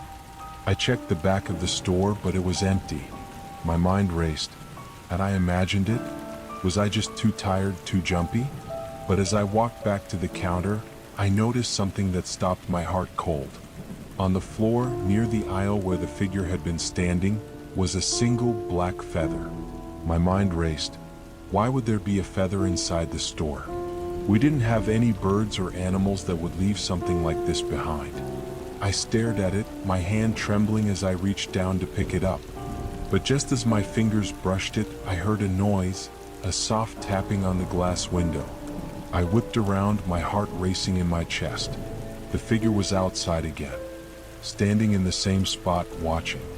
I could feel my breath catch in my throat. I tried to call for help, but my voice caught. The figure never moved, just stared, their face still hidden in shadow. This time I didn't hesitate. I grabbed my phone and dialed the police, my fingers shaking as I spoke to the dispatcher. There's someone outside my store. They've been here for hours. Please, you have to send someone. The dispatcher assured me help was on the way, but the figure didn't budge. I couldn't look away from their form, standing so still that it was almost as if they were part of the night itself. Minutes later, the sirens wailed in the distance, growing louder as they neared. But by the time the police arrived, the figure was gone. The rain had stopped and the streets were empty. There was no sign of anyone. I told the officers everything that had happened, but they found nothing unusual. No fingerprints, no signs of anyone being there, just an ordinary convenience store with the exception of the black feather I found earlier, which they claimed was probably just from a bird. But deep down, I knew it wasn't. To this day, I can't shake the memory of that figure standing outside, watching, waiting. And sometimes, late at night, I swear I still see them in the reflection of the glass doors.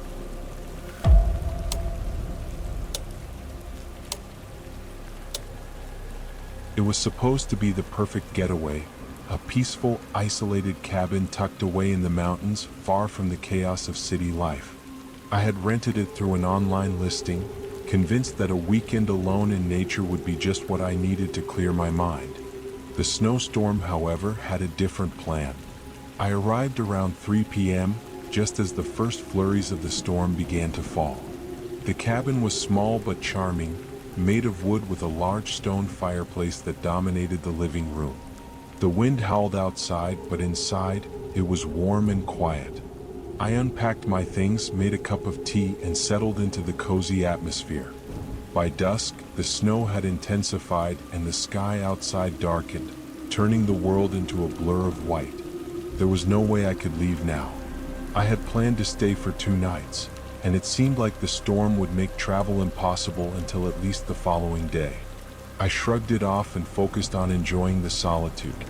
I spent the evening reading, the crackling of the fire the only sound filling the room. At some point, I must have drifted off to sleep, curled up on the couch. I woke with a start around midnight, a strange noise pulling me from my slumber. It was soft at first, almost like a tapping or scratching sound. I sat up, heart racing, and listened carefully. The noise was coming from the front door. I hesitated for a moment, trying to reason with myself. It was probably just the wind, or the house settling under the weight of the snow. I stood up and walked to the door, peering through the peephole, but saw nothing. The snow had covered the porch, and there were no footprints in sight. My breath caught in my throat. It didn't make sense. If someone had been out there, they should have left tracks in the snow. I took a deep breath, telling myself it was probably nothing, and returned to the living room. But the sound continued, this time louder and more insistent. I had no choice but to check again. I grabbed a flashlight and opened the door cautiously.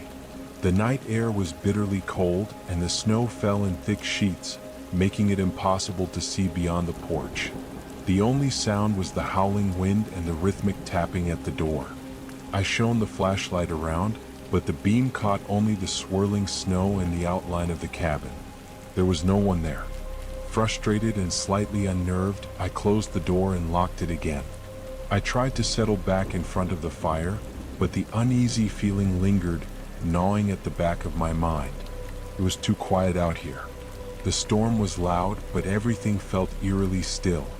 I kept telling myself it was just the isolation playing tricks on me. Around 2 a.m. I heard it again, this time from the window. It wasn't just a tapping anymore. It sounded like someone was pressing their face against the glass, breathing heavily. I froze, staring at the window, my pulse pounding in my ears. There was no way anyone could have approached without leaving tracks in the snow. Yet the sound persisted, a slow, deliberate scraping as if someone was dragging their fingers across the glass. I picked up the flashlight once again and moved toward the window, this time more cautiously. I turned the beam on the glass, but there was no one there. The snow was falling heavily, and the world outside was completely blanketed in white. No footprints, no movement, just the eerie stillness of the storm. I turned away from the window only to hear the scraping sound again, this time from the other side of the room. The hairs on the back of my neck stood on end, and I turned back, flashlight in hand, but saw nothing. I was alone. I had to be. I checked every room in the cabin, every closet, every corner, but there was no one else. No one could have gotten in. The doors and windows were all locked. Still, the feeling of being watched lingered, like an invisible presence lurking just beyond my sight. Then, as I stood in the kitchen, I heard something that made my blood run cold. A voice. Soft, almost a whisper, coming from just outside the window. "Let me in." I spun around, flashlight trembling in my hand. The voice wasn't loud, but it was unmistakable, clear as day. I knew I wasn't imagining it. It came again, louder this time. "Let me in." I rushed to the window, my heart hammering in my chest. There was nothing. Just the endless snow and darkness. Then I noticed something strange. There were footprints in the snow. I had been sure there had been none before, but now fresh prints were clearly visible outside the window, leading up to the side of the cabin. They were large, deep impressions in the snow, and they were new. I could see the outlines of boots, the shape of someone walking around the cabin. I felt a surge of panic. Someone was out there. I bolted for the door, grabbing my bag and coat, but before I could leave, I heard it again, the unmistakable voice, this time right behind me. "Let me in." I spun around, and there, standing in the doorway, was a figure. It was tall, cloaked in shadow, and their face was obscured by a dark hood. The figure didn't move. It didn't say anything else. But I could feel its presence, as if it was waiting for me to make the next move. I didn't hesitate. I ran. I tore through the snow, stumbling and slipping, my breath coming in ragged gasps as I made my way through the storm. The wind howled around me, but I didn't dare look back. I knew something was behind me, and I had no intention of finding out what it was. I finally made it to the nearest neighbor's cabin, the lights shining through the snow. The door opened almost immediately, and I rushed inside, never looking back at the cabin I had just escaped. I never went back to that cabin, and I never will. To this day, I don't know who or what was waiting for me in the storm, but I'm certain that I'm lucky to have escaped. The footprints in the snow were never explained, and I never saw the figure again. But sometimes, when the snow falls just right, I hear the whisper again. "Let me in."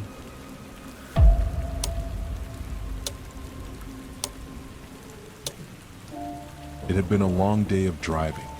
I was on a solo road trip, heading back home after a weekend in the mountains, trying to get some peace of mind away from the city. The weather had been clear when I left, but as the sun began to dip below the horizon, clouds rolled in and the rain started to fall steadily.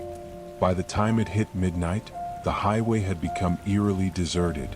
I didn't mind. I was used to long stretches of isolation on the road, and the soothing rhythm of the rain against the windshield had a calming effect. The headlights cut through the mist, illuminating the wet road ahead. There wasn't a single car in sight, and the hum of my car was the only sound.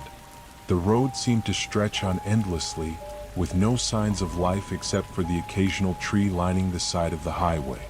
As I drove, I started to feel a strange sense of unease. It wasn't anything I could pinpoint, but something about the stillness, the relentless rain, the loneliness of the road. It all felt too quiet, too empty. I brushed it off. The exhaustion of the trip was getting to me, I thought. But just as I was starting to zone out, I saw a figure in the distance, standing by the side of the road. I squinted, trying to make out the details. It was a man just standing there in the rain, his back to the road. He wasn't moving, just standing motionless. My stomach twisted. In all my years of driving, I'd never seen anyone stranded on this stretch of highway, let alone at this time of night. I slowed down, unsure of what to do.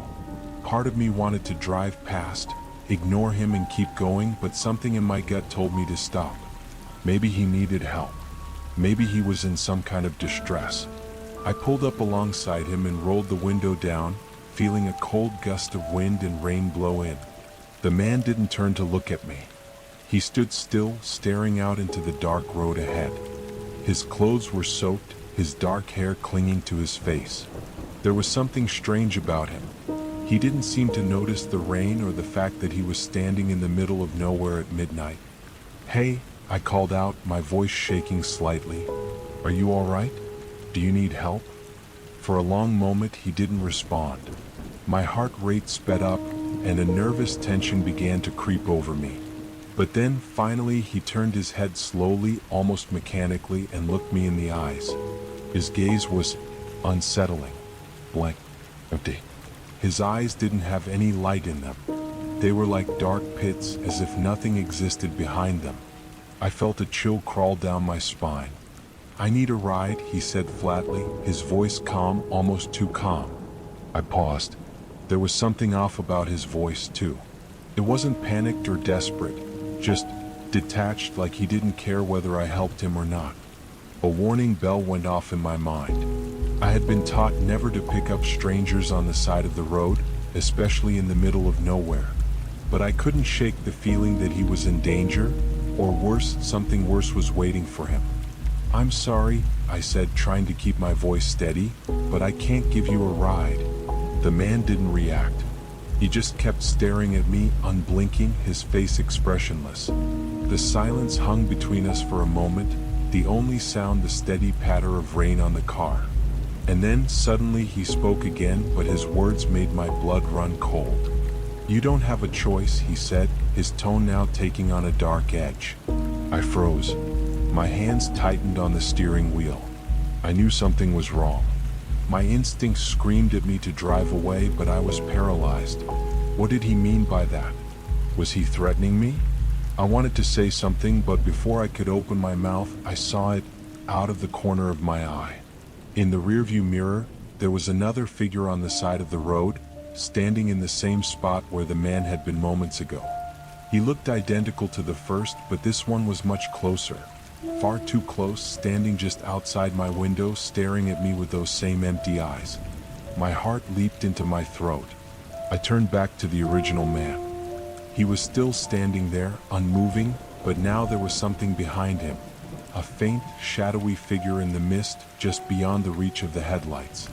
I couldn't make out any details, but it was like the figure was looming over him, its shape almost blending into the rain. Panic surged through me. I slammed my foot down on the gas pedal, the tires screeching as I sped away, my eyes locked on the rearview mirror. The man was still there, standing motionless. But the second figure, whoever or whatever it was gone. I drove for what felt like an eternity, my hands gripping the wheel until my knuckles were white. My heart was pounding in my chest. I kept checking the mirror, half expecting to see the man reappear, but the road was empty.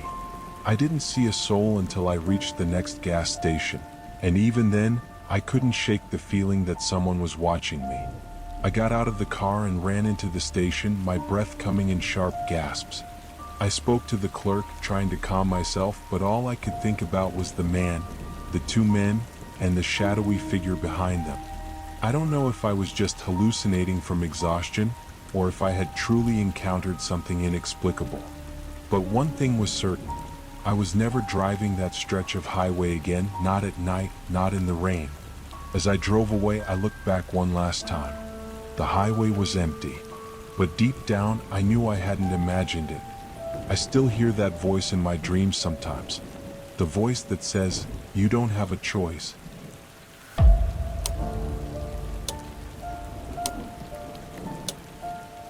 It was supposed to be a peaceful hike, a weekend getaway in the mountains to clear my head.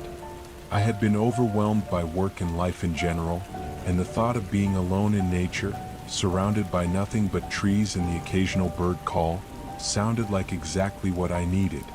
I drove out to a remote trailhead far from the nearest town, where I could disappear into the wilderness for a few days. The weather was perfect when I started, bright and sunny with just a hint of chill in the air. The trail was marked clearly at the start, winding through tall pines and lush underbrush.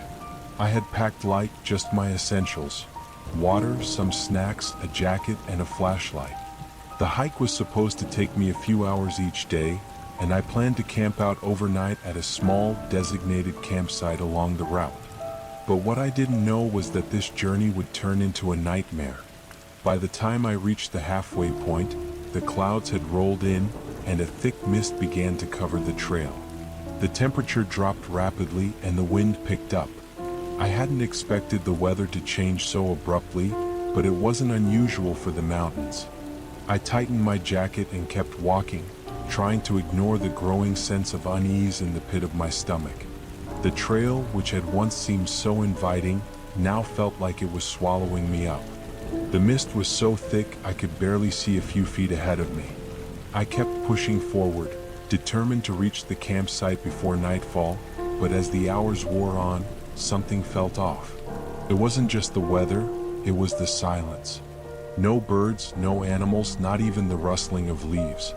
Just an eerie stillness, broken only by the sound of my own footsteps and the occasional gust of wind. By the time I reached the campsite, the sun had completely disappeared, and I had no choice but to set up camp in the growing darkness. The fire was difficult to start, and the wet wood made it burn weakly, casting long shadows across the trees. I ate quickly and huddled inside my tent, hoping the night would pass uneventfully. But as the wind howled outside, I heard something that made my blood run cold, a sound that didn't belong. At first, it was faint, a rustling in the distance. But then it grew louder, footsteps, heavy and deliberate, crunching the leaves. They were close, too close. My heart raced as I sat frozen in the dark, listening, trying to convince myself it was just an animal. But the footsteps didn't sound like any animal I knew. They were too steady, too human. I pressed my ear to the tent, trying to discern where they were coming from. The footsteps circled around my camp, coming from different directions, as though whoever, or whatever, was out there was trying to get a sense of where I was. I held my breath, praying the wind would drown out the sound, but it didn't. The steps grew louder, closer. Then, just as suddenly as they began, the footsteps stopped. I waited. Minutes passed, or maybe it was hours, I couldn't tell. My mind raced with thoughts of what to do. Should I pack up and leave in the middle of the night? Should I scream for help? But I knew I was miles away from anyone. There was no help to be had. I tried to steady my breath and close my eyes, willing myself to sleep, but the fear gnawed at me. Eventually, the night passed without further incident, though I hardly slept. When morning came, the mist had lifted, but the unease remained.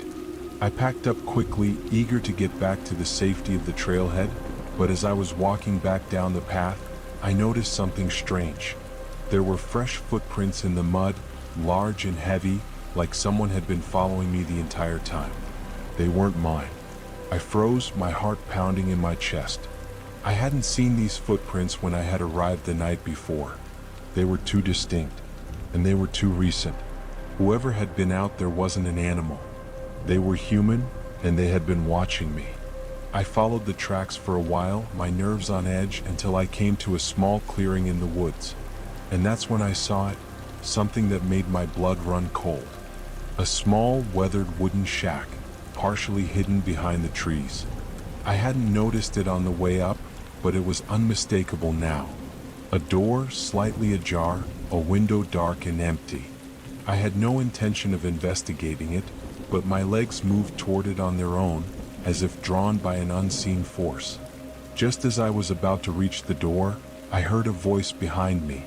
A soft whisper, just loud enough to make out the words, "You shouldn't have come here." I turned, heart pounding in my throat, but there was no one there.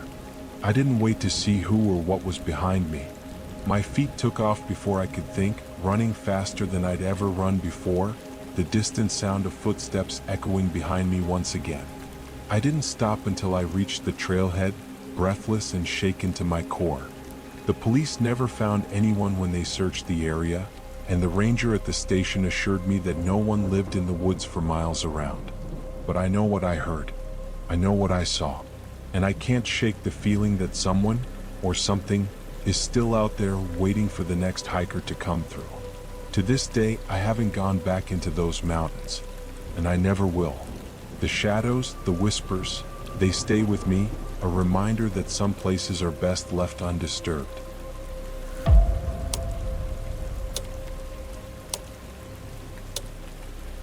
I had always thought of myself as someone who could handle isolation. It was a trait I prided myself on. So when I had the opportunity to stay at a remote cabin for a weekend, I jumped at the chance. The cabin was located high in the mountains, far from the nearest town, and I relished the idea of spending a few days alone, cut off from the chaos of city life. The forecast was clear, just some light snow, nothing to worry about. But I soon learned how wrong I was. The first day was peaceful. The quiet of the mountains was soothing, broken only by the sound of the wind through the trees. I spent the morning hiking the nearby trails, enjoying the fresh air and the solitude. The cabin itself was small but cozy, a single-story structure with a large stone fireplace in the living room and a few basic amenities. It felt safe, secluded, like a perfect escape. But as the evening approached, the weather began to change. The wind picked up, and by nightfall, the snow began to fall heavily. I didn't think much of it at first. Snowstorms were a common occurrence in the mountains. But by the time I finished dinner and sat down to relax with a book, the storm outside had intensified. The wind howled against the walls, and the snow piled up so fast that it was difficult to see even a few feet outside the window. The temperature dropped rapidly, and I could feel the chill creeping into the cabin despite the fire. I was starting to feel uneasy, though I couldn't explain why. There was something about the storm's intensity that seemed unnatural. The way the wind screamed and the snow whipped around felt as though the elements themselves were angry. I told myself I was being ridiculous. I had plenty of supplies, the fire was still burning, and there was nothing to worry about. But then the power went out. Suddenly, the cabin was plunged into darkness.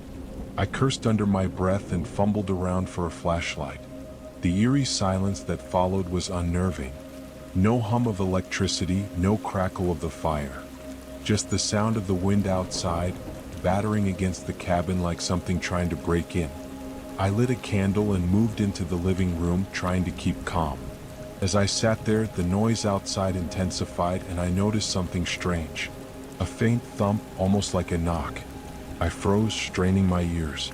The storm was so loud, it was difficult to tell if it was just the wind or something else. I waited, holding my breath. Another thump. Closer this time. I grabbed the flashlight and made my way cautiously to the door. The snow was falling in thick sheets, and through the frosted window, I couldn't make out anything in the darkness. But the thumping continued, louder now, as though someone, or something, was knocking on the door. I felt my pulse quicken. Who could possibly be out there? The nearest town was hours away, and the storm was so severe, no one should have been traveling.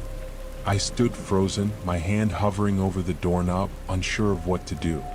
The knocks came again, harder this time, rattling the door. I stepped back, my heart hammering in my chest. There was no way anyone could be out there, not in such a storm. Yet the knocking persisted. I retreated into the living room, the beam of the flashlight shaking in my hand. As I sat back down, I tried to think logically. Maybe it was just the storm causing things to move in ways that seemed strange. Maybe it was just my imagination playing tricks on me, but I couldn't shake the feeling that someone or something was out there. Just as I started to convince myself to go to bed and try to sleep through the night, the door creaked open on its own. The sound was so faint I almost didn't notice it at first. But then the door slowly, agonizingly opened a few inches. My heart stopped. I hadn't touched it. I hadn't heard anyone approach. There was no way the wind could have done that. My instincts screamed at me to run, but I couldn't move. I was rooted to the spot, my mind racing. I grabbed a heavy chair and moved it to block the door, praying it would hold. The storm raged outside, but inside the air felt thick, charged with a sense of dread. I spent the rest of the night in that room, huddled in a corner, the flashlight flickering as the storm continued its assault.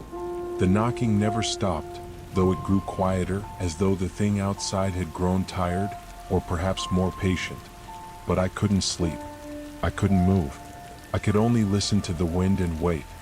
When morning came, the storm had finally subsided, leaving behind a thick blanket of snow. The door, which had been wide open the night before, was now shut tightly. But the footprints in the snow outside told a different story.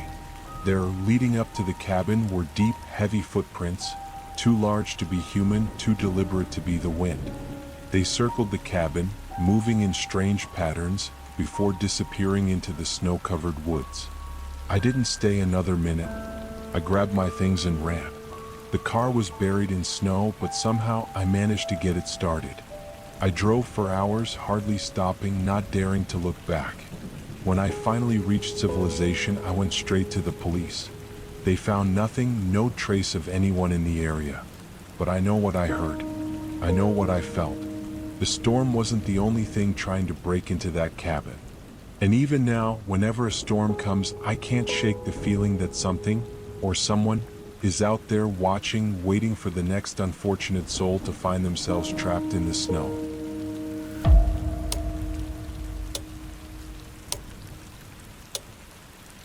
It was supposed to be a quiet night. Just me, my books, and the sound of rain tapping softly against the windows. My apartment was on the edge of town, near the woods, so the nights were usually peaceful. The rain had been falling steadily all afternoon, and as the evening progressed, the steady rhythm of droplets hitting the windows began to soothe me. It was the perfect kind of night to stay inside, wrapped in a blanket with a good cup of tea. Little did I know, this night would quickly turn into a nightmare. It started innocuously enough. The power flickered once, then twice, but it came back on quickly both times. The apartment was old, so I wasn't too surprised. As I continued reading, the sound of the rain intensified, and I could hear the occasional distant rumble of thunder. The storm outside seemed to be getting worse, but inside, everything felt safe. That's when I heard it, a soft knock at the door. I froze, my heart skipping a beat.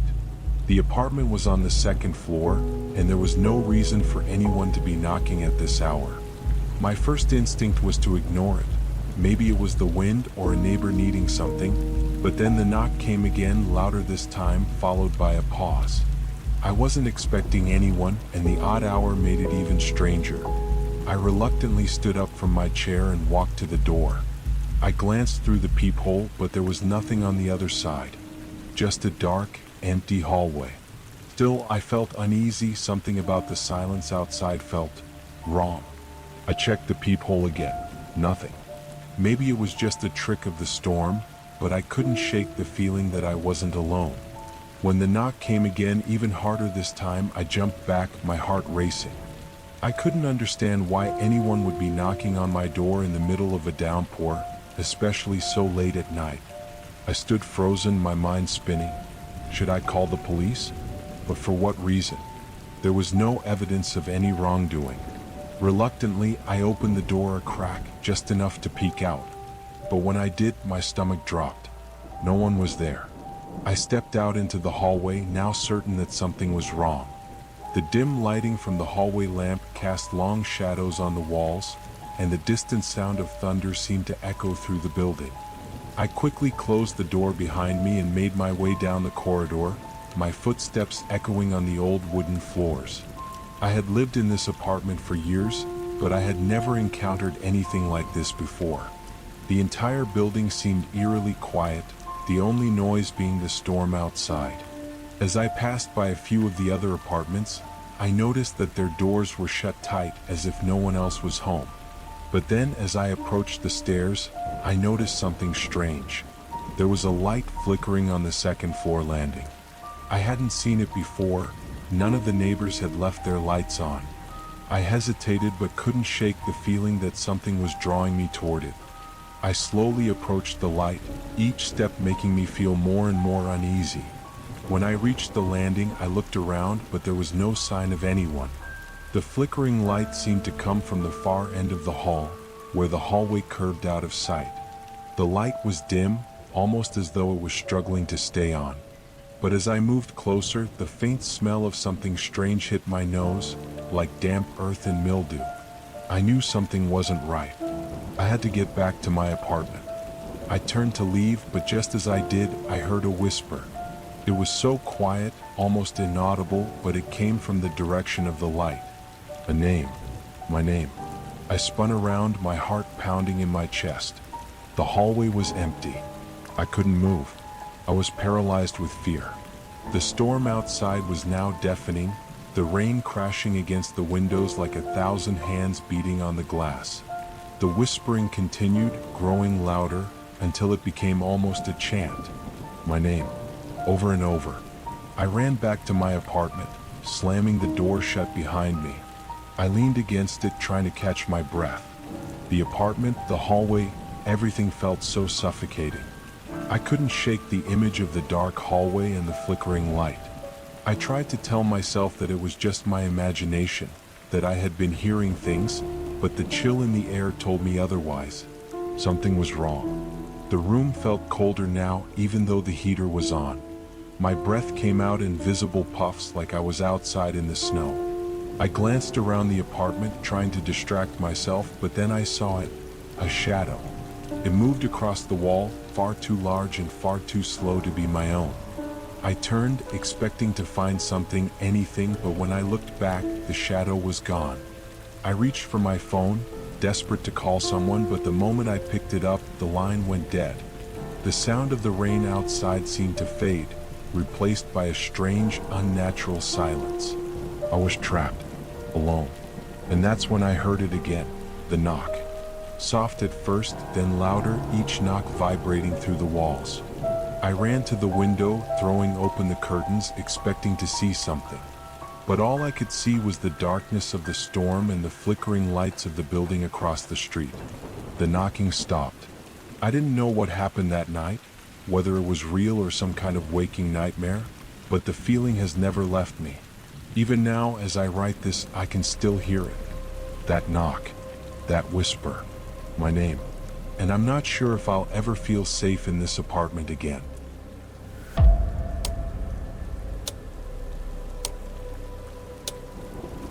It was an ordinary Saturday evening, the kind of night where everything felt calm, almost like nothing could go wrong. I had spent the day running errands and cleaning up the house, but now I was ready to relax. I plopped onto my couch, turned on the TV, and let the ambient noise of the show fill the room. Outside, it was one of those crisp autumn nights, with the wind rustling through the trees and the occasional car passing by. All in all, it seemed like the perfect evening to unwind. That is, until I heard the footsteps. At first, I dismissed it as a creak from the old floorboards or the house settling. My home was an old one, built in the early 1900s, so noises were a common occurrence. But then the footsteps came again. Slow, deliberate, heavy, as though someone was walking across the hardwood floor in the hallway outside my living room. I turned down the volume on the TV, listening intently. It was strange because I was alone in the house. My roommates were away for the weekend, and I hadn't heard anyone arrive or knock at the door. I stood up and walked to the hallway, but there was nothing there. The house was eerily quiet, save for the ticking of the clock and the hum of the refrigerator. Still, I couldn't shake the feeling that someone was here. I checked every room, even the closets, but found nothing. I chalked it up to my imagination. I'd been under a lot of stress lately, and I was probably just hearing things. It wasn't uncommon for a few odd sounds to occur when you're alone at night. But the next night, it happened again. I was in the kitchen this time, preparing dinner, when I heard the same slow, deliberate footsteps. I paused, holding the knife in midair, trying to listen. There it was again, those heavy steps, each one more pronounced than the last. It sounded as though someone was walking up and down the hallway just outside the kitchen door. My heart rate quickened. I told myself I was being paranoid. I wasn't alone, not in the sense I had always been accustomed to. There were other people living in the house. But it was still unsettling. I walked into the hallway again, but there was no one there. The footsteps stopped the moment I stepped into view. I returned to the kitchen, but the air felt heavier now. The footsteps seemed to be lingering in my mind. I tried to push the thoughts away, but it was becoming harder to ignore. I thought about calling my roommates, but I stopped myself. They would just laugh it off, probably tell me I was imagining things.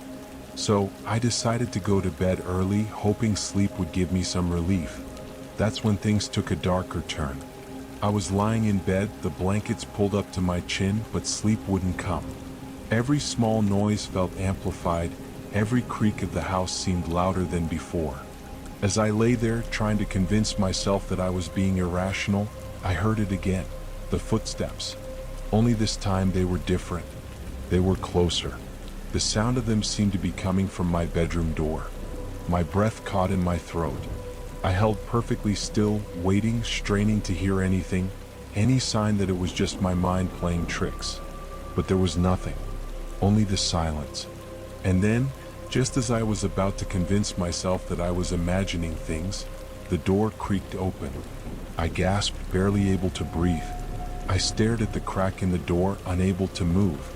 I told myself it was just the wind or some natural force, but my instincts told me otherwise. The hair on the back of my neck stood up as the door inched open, ever so slightly. And then I heard it, the softest whisper, barely audible but unmistakable. "Let me in." My heart raced and I immediately shot out of bed. I slammed the door shut, locking it with trembling hands. My mind was in chaos. There was no way anyone could have opened the door without me hearing it, yet the whisper came from right behind it. I grabbed my phone, my fingers shaking so badly that I could hardly dial. I tried calling my roommates, but they didn't answer. It was past midnight and they were probably asleep. I left them a text telling them something was wrong, but I didn't know what else to do. I couldn't sleep after that, every minute feeling like an eternity. The next morning, I gathered the courage to investigate again. The house was calm, too calm. There were no signs of any intruders, nothing out of the ordinary. But as I walked through the house, a strange detail caught my eye. On the floor near the door, there were muddy footprints. I stood there staring at them. The prints were fresh and there was no explanation for them. The storm had passed hours ago, and there was no way someone could have entered the house without me noticing.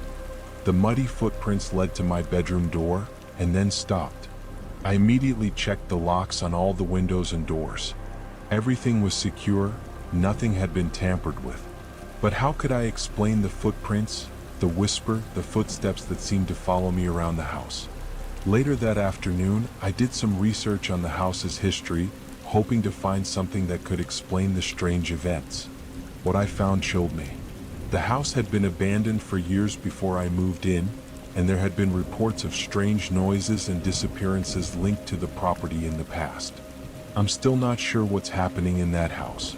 The footsteps haven't stopped, and I'm not sure if I'm truly alone here anymore. When I close my eyes, I sometimes hear the whisper, and it haunts me every single night. And no matter how many times I check the locks or search the house, I always feel like someone is just around the corner watching. But I'll never know for sure. Not unless I finally leave this house. And even then, I wonder if I'll ever escape the presence that seems to linger here.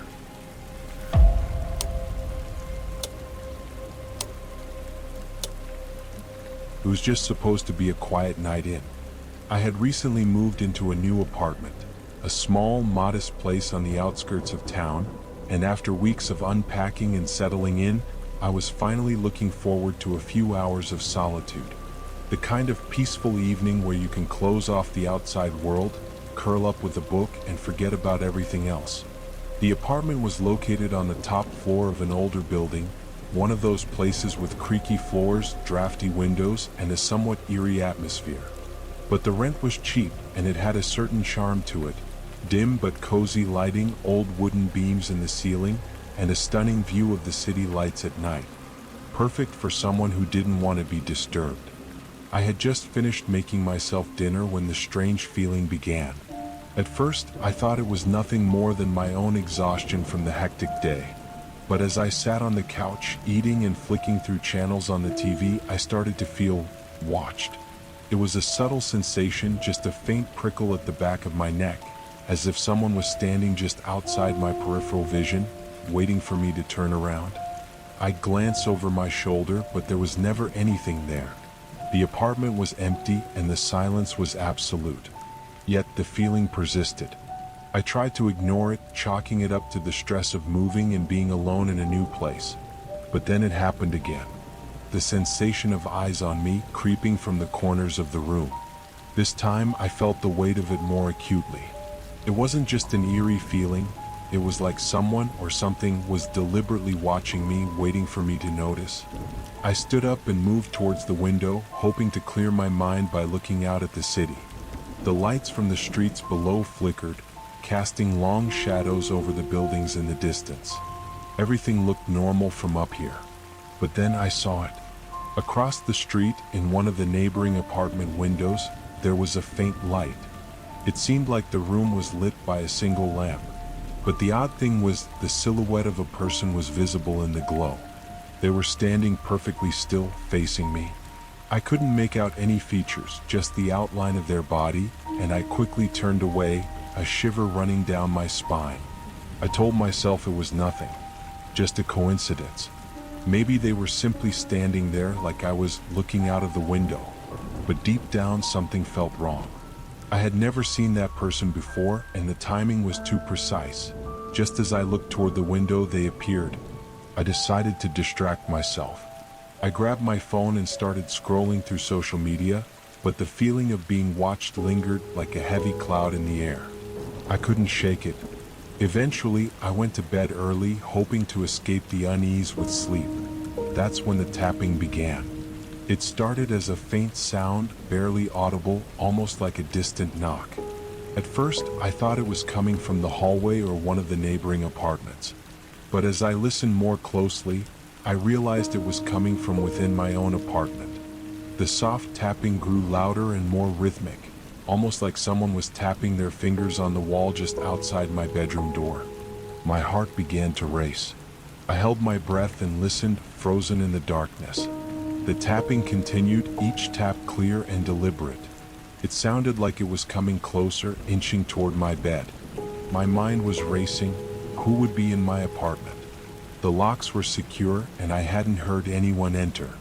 I reached for my phone to call the police, but just as I was about to dial, the tapping stopped. Complete silence. For a moment, I wondered if I had imagined it, but then I heard something else. A faint whisper, barely audible, drifting through the room. "Look outside." I froze. My pulse thundered in my ears as the whisper echoed in my mind. Was it my imagination? Had I been hearing things all along? But then I realized the truth. I wasn't alone. Someone was here. Someone was watching me. I hesitated, but then pulled myself together. I grabbed a flashlight from the drawer beside my bed and crept to the window. Slowly, I pulled back the curtain and peeked outside. Across the street, I saw the same figure again. The same faint silhouette, standing motionless in the window, staring directly at me. My heart skipped a beat, and I quickly backed away from the window, my body trembling. This time, I couldn't deny it. Someone was deliberately watching me, and they had been for hours. I rushed to the door and checked every lock and bolt, making sure everything was secure. I stayed awake the entire night, unable to sleep, too terrified to let my guard down. The tapping never returned, but the feeling of being watched never left. I kept my eyes on the window, not daring to look away for even a second. The next morning, I decided to do something about it. I called the building's management and asked if there had been any reports of suspicious activity. They assured me there hadn't been anything unusual, but when I asked about the apartment across the street, they hesitated before confirming that no one had been living there for months. The apartment had been vacant, and the utilities had been shut off long ago. That evening, I gathered the courage to confront it. I stood at the window, flashlight in hand, scanning the building across the street. The silhouette was gone. The light was out and no one was there. But as I turned back to my apartment, I saw something that made my blood run cold. There was a note wedged under my door. It read, "I see you." To this day, I have no explanation for what happened that night. I moved out of the apartment shortly after. But I still wonder if someone was really watching me, or if it was something far worse. The note was the last thing that haunted me, and I could never shake the feeling that whatever was watching me was still out there, waiting for me to return.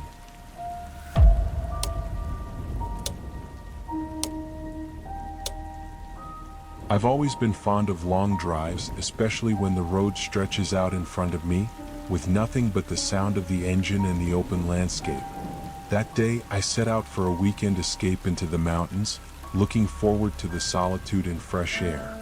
I'd planned a simple getaway to a quiet cabin my friend had recommended. No distractions, no cell service, just a break from everything. The weather had been clear when I left the city, but as I neared the mountain range, I noticed a thick fog rolling in. It came so quickly, like a curtain drawn across the landscape, that I had no time to react. The visibility dropped sharply, and soon I could barely see more than a few feet ahead. My headlights were useless in the dense fog, and the winding road made it difficult to navigate.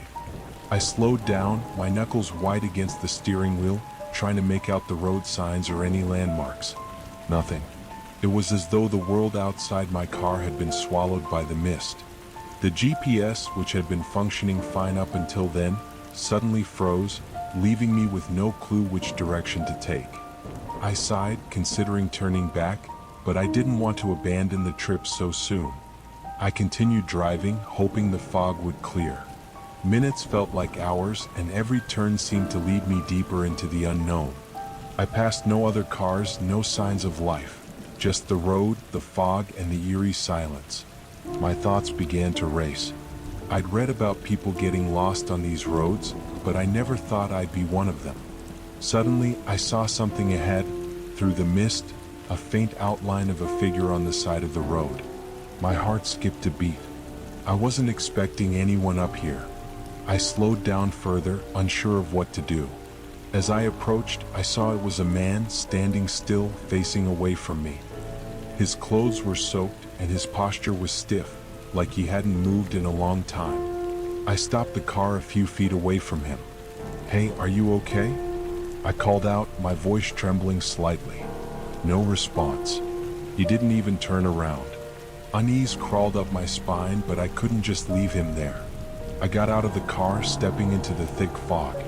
My breath was visible in the cold air, and the ground was slick with moisture. The man was still standing, motionless. I approached cautiously, calling out again, "Hello? Can you hear me?" As I got closer, I saw his face. His eyes were wide open, staring straight ahead, but there was no sign of recognition. His skin was pale, almost gray, and his lips were cracked, like he hadn't had water in days.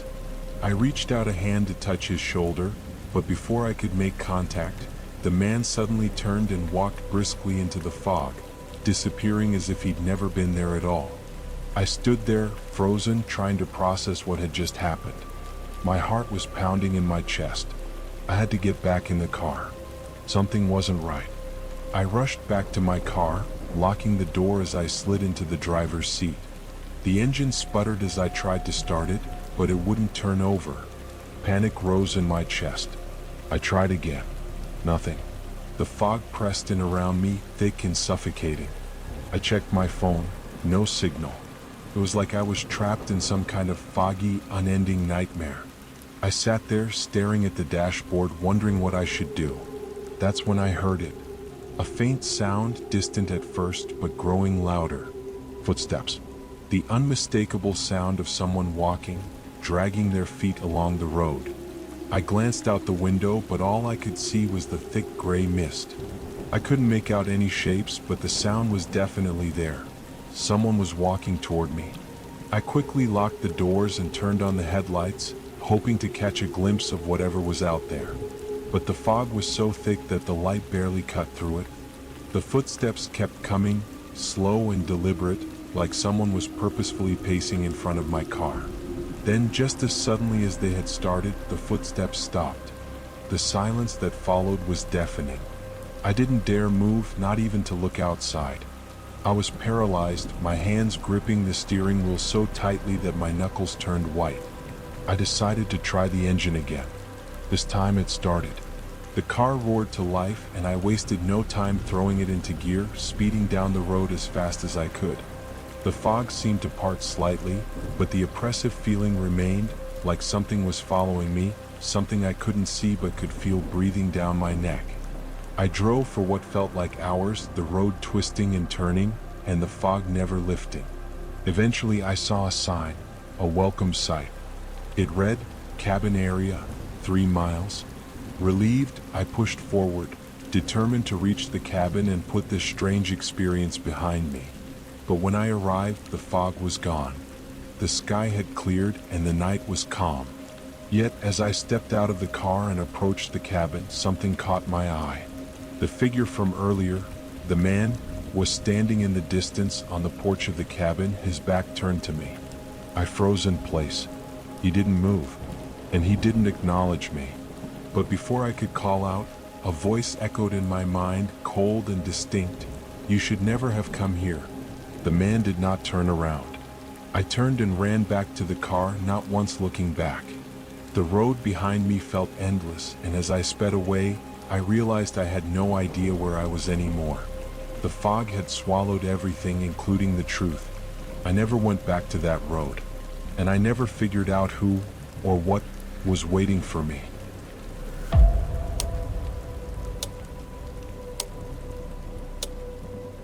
It was one of those late-night shifts that seemed to drag on endlessly, with nothing to break the monotony of the empty night. I work as a night manager at a small hotel just outside the city, the kind of place where people only pass through, and most guests are barely there long enough to say hello. But despite the quiet, the hotel had one feature that always unnerved me: the old indoor pool in the basement. The pool had been part of the original design when the hotel first opened, back in the 70s, but it was rarely used anymore. Over the years, the water had become murky, the tiles cracked, and the overhead lights dimmed to a yellowed glow. A chain had been strung across the entrance for years, but somehow, every few months, someone would take the chain down and slip inside for a quick swim. It was forbidden, of course, but I could never stop them. People do strange things when no one's watching. On that particular night, the hotel was dead silent. No guests, no staff, just me and the hum of the vending machines down the hall. I was finishing up some paperwork when I heard it, a faint splash. I froze, looking around. It wasn't loud enough to be someone swimming in the pool, but there was no mistaking the sound of water being disturbed.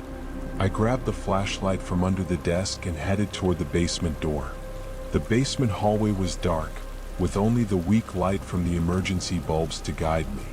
The air was musty and smelled of chlorine, exactly the same as it always did down there. But tonight there was something different. The faint sound of water splashing continued, growing louder as I descended into the depths of the hotel. As I neared the pool area, I saw the chain had been removed from the door. My heart began to race. I knew no one was supposed to be down there, especially at this hour. I pushed the door open with one hand, the other gripping the flashlight. The sight that greeted me was beyond anything I expected.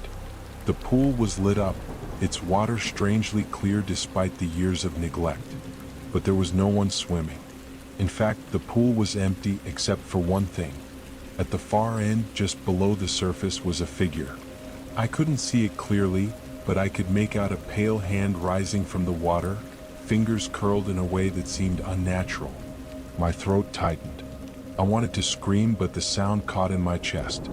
I stepped back, heart hammering, trying to process what I was seeing. The figure in the pool seemed to be beckoning, slowly moving toward the shallow end. I couldn't take my eyes off it. Slowly, the hand disappeared below the surface, and then the entire body rose from the water, emerging slowly like something out of a nightmare. It was a woman. Her skin was deathly pale, her hair long and wet, hanging around her face. Her eyes were black, deep, hollow, like two empty sockets.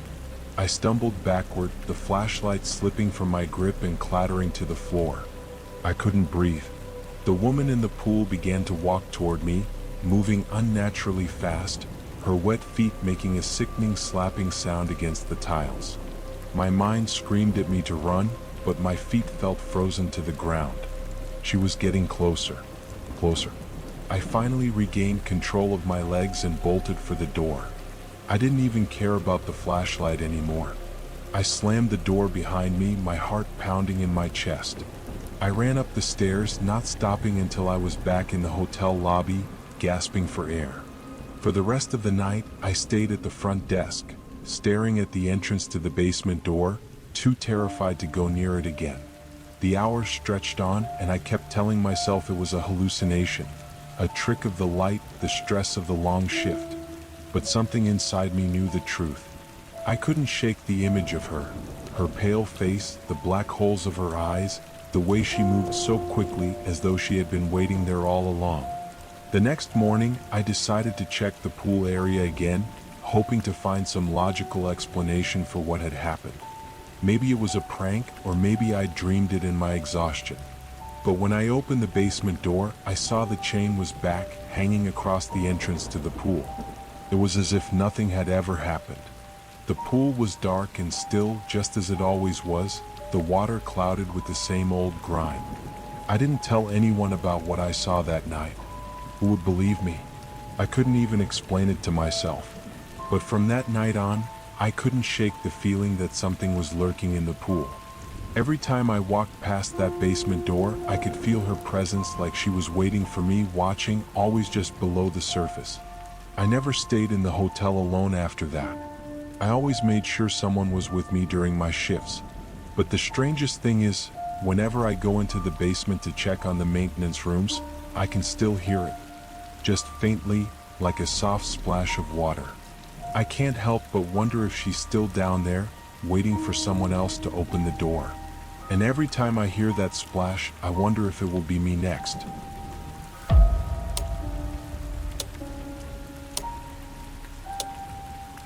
It was supposed to be a simple weekend getaway, just me and my two best friends hiking and camping in the woods.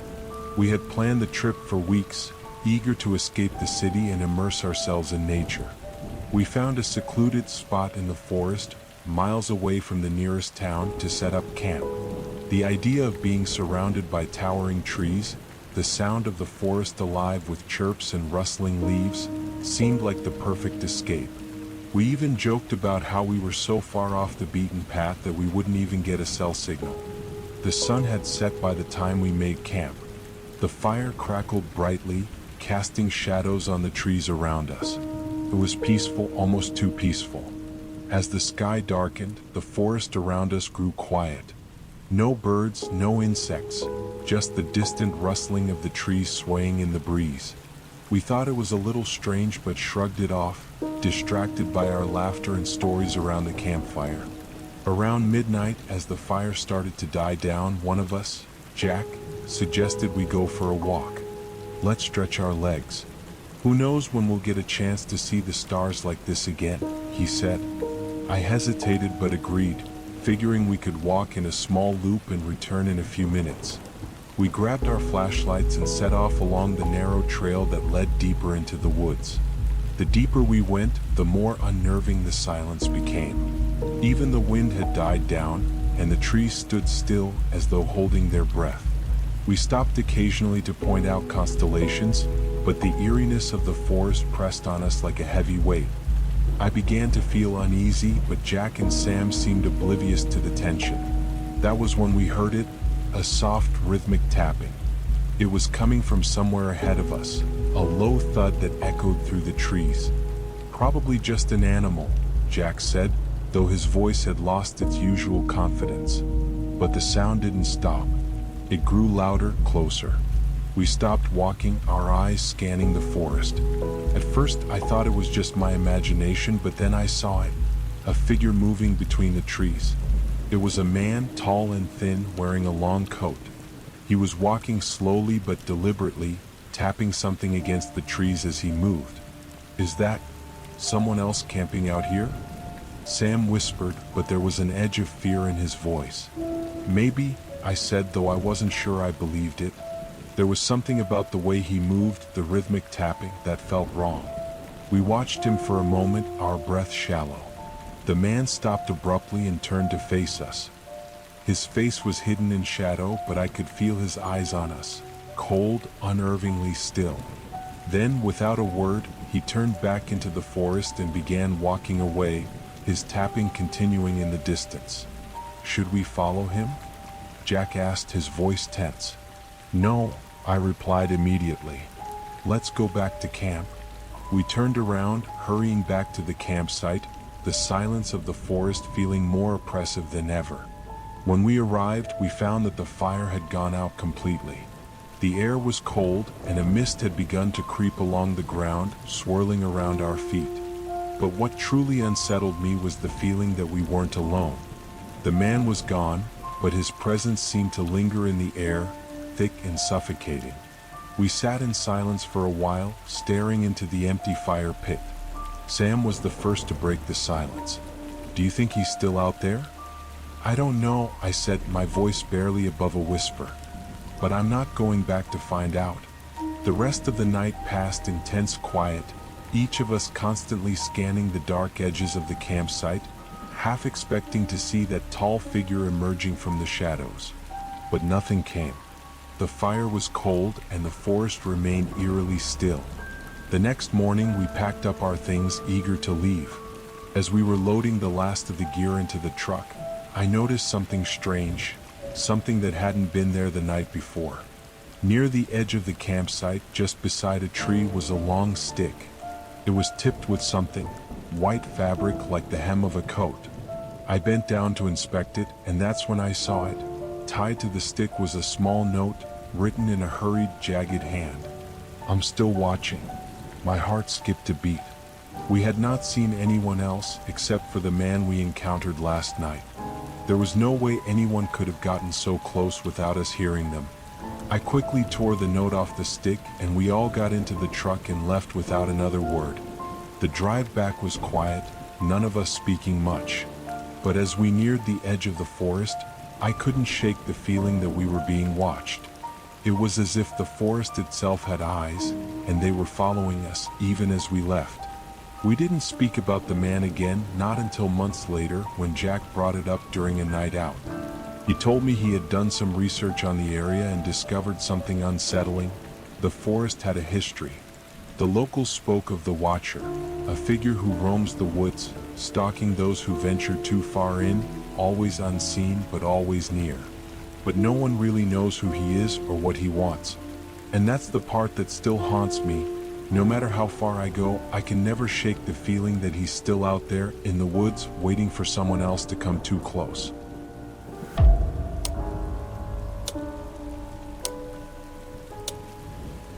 I had just finished a late shift at work when I decided to head home.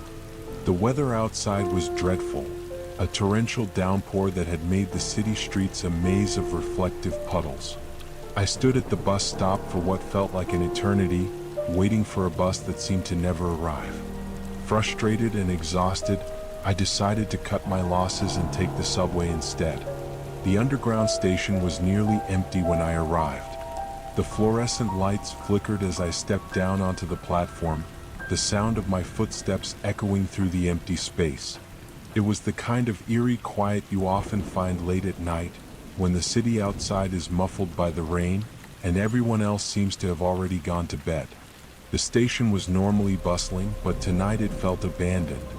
I swiped my card and stood waiting for the next train. I checked my watch. It was already past midnight.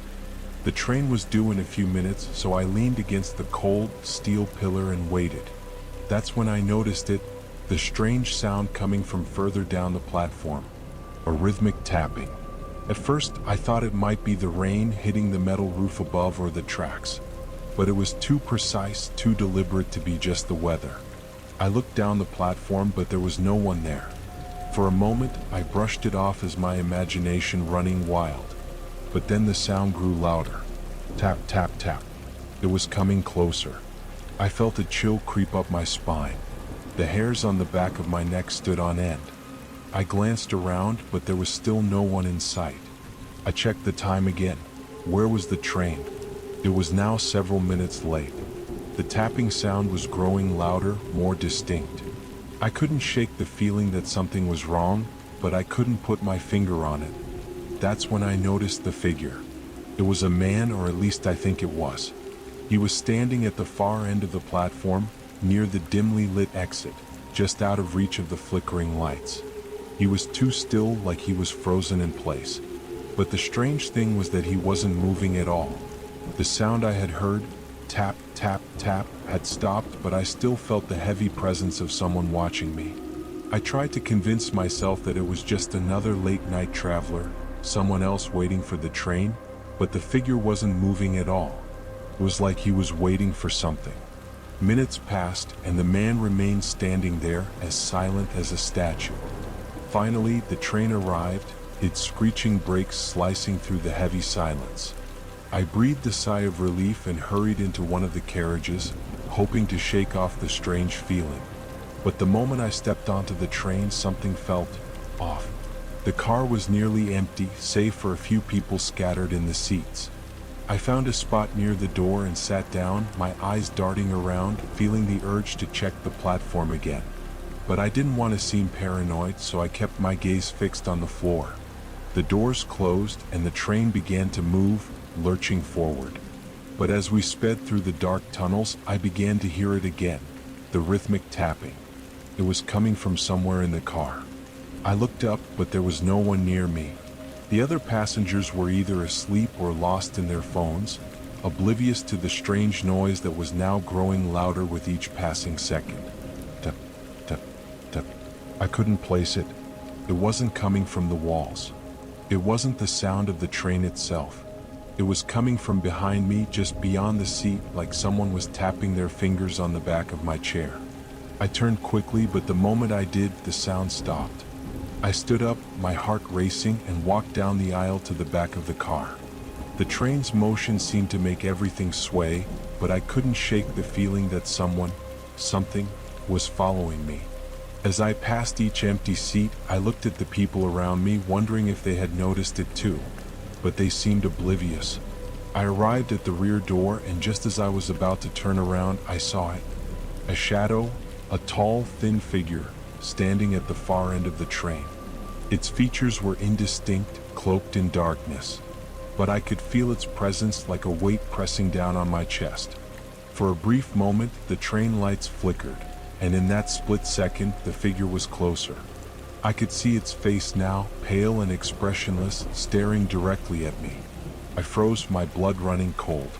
The figure took a slow step forward, and the train lurched again, as if shaking from the terror that gripped me.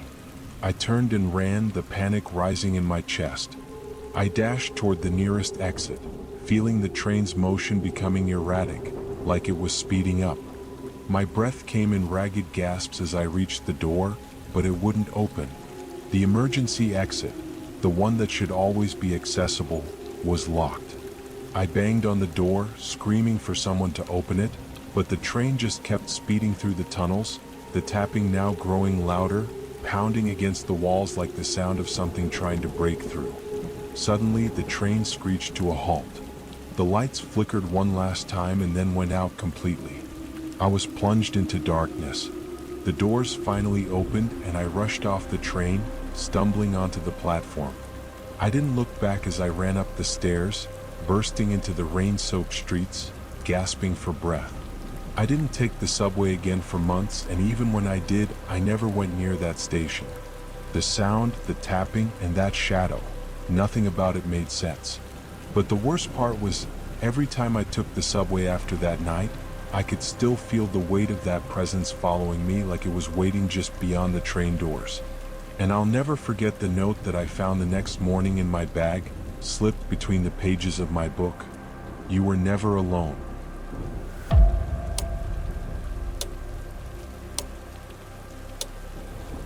I had just moved into the city, renting a small, cheap apartment in a building that looked like it had seen better days. The place was old, walls peeling, pipes groaning, and the dim, flickering hallway lights gave off an eerie, almost haunted feel. I didn't mind it though. The rent was cheap, and for someone on a tight budget, it was all I could afford. The building itself had a strange layout, with long, narrow hallways and stairwells that felt like they led nowhere. My apartment was on the third floor at the very end of the hall, which was oddly quieter than the rest of the building. I thought it was just the luck of having few neighbors. But looking back, I wonder if it was something else entirely. For the first few days, everything seemed normal. The apartment was small but cozy. The only issue was the strange smell that lingered, something musty like wet wood, but I attributed it to the old age of the building. I spent most of my time unpacking, getting settled, and adjusting to the unfamiliar neighborhood. It wasn't until the fifth night that things started to get strange. It began with soft noises, tiny creaks and whispers that I couldn't quite place. I'd hear them when I was in the kitchen or walking around my apartment, as if someone else was moving quietly in the shadows. At first, I brushed it off. The apartment was old, and it was probably just the building settling. But then, on the night of the sixth day, I heard something else. Footsteps. Slow, deliberate, and echoing from the hallway. I froze, unsure if I had imagined it. The footsteps stopped for a moment, and I waited, listening for any other sound. Nothing. I slowly walked to the door and peered through the peephole, but I saw nothing. The hallway was empty as it always was. But just as I was about to close the door, I saw something that made my heart race. A shadow. It moved quickly past my door, just out of sight, but I could tell someone, or something, was standing outside. I stepped back, panic slowly creeping into my chest. My mind raced with possibilities. Was someone playing a prank on me? Was it the building settling again? I tried to tell myself it was nothing, but the feeling of being watched persisted. I didn't sleep well that night, constantly listening for the slightest sound. The next morning, I went to the landlord to ask about the strange occurrences.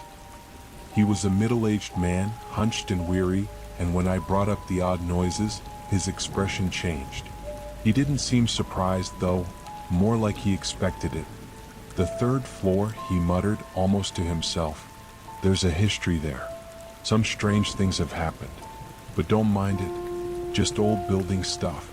I didn't press him further, though his vague response left me unsettled. The following nights were worse. The footsteps became louder, more distinct. Sometimes I'd hear them in the hallway outside, and other times they seemed to come from within my apartment itself.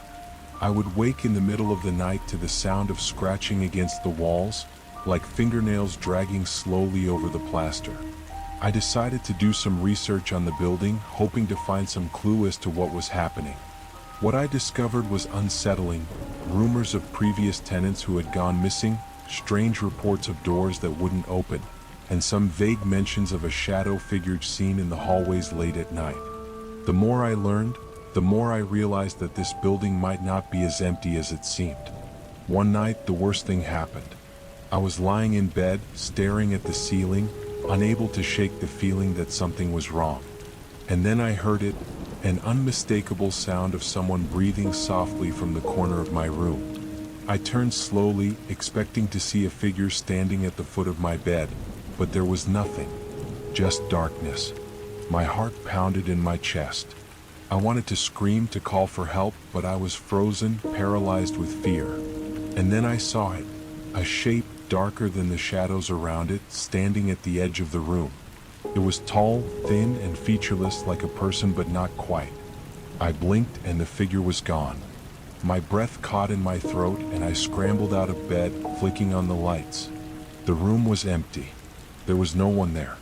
I couldn't take it anymore. I gathered what little I had, planning to leave the apartment for good. But as I stepped into the hallway, I froze. The air had become thick, almost suffocating, and the walls seemed to pulse with a strange energy. The hallway lights flickered, and in that brief moment of dimness, I saw it again, the shadow. This time it was closer, standing just a few feet away, staring at me. I ran, not looking back, my heart racing. I took the stairs 2 at a time, bursting out into the street and gasping for breath. But even as I stood there in the cold night air, I felt like something was still with me, following me just beyond my vision. I never returned to that apartment. The landlord tried to contact me several times, but I ignored his calls. Months later, I heard that the building had been condemned and all the tenants were forced to move out. They said the entire 3rd floor had been closed off due to structural issues, but I couldn't help but wonder if there was something more to it. I still sometimes hear footsteps behind me when I'm walking home late at night, and sometimes in the corner of my eye, I'll catch a fleeting shadow moving just out of reach. I'll never forget that figure, the tall, silent one who watched me from the darkness. I'm not sure if it was just my imagination or if the apartment truly was haunted. All I know is that whatever it was, it's still out there, and I still don't feel safe.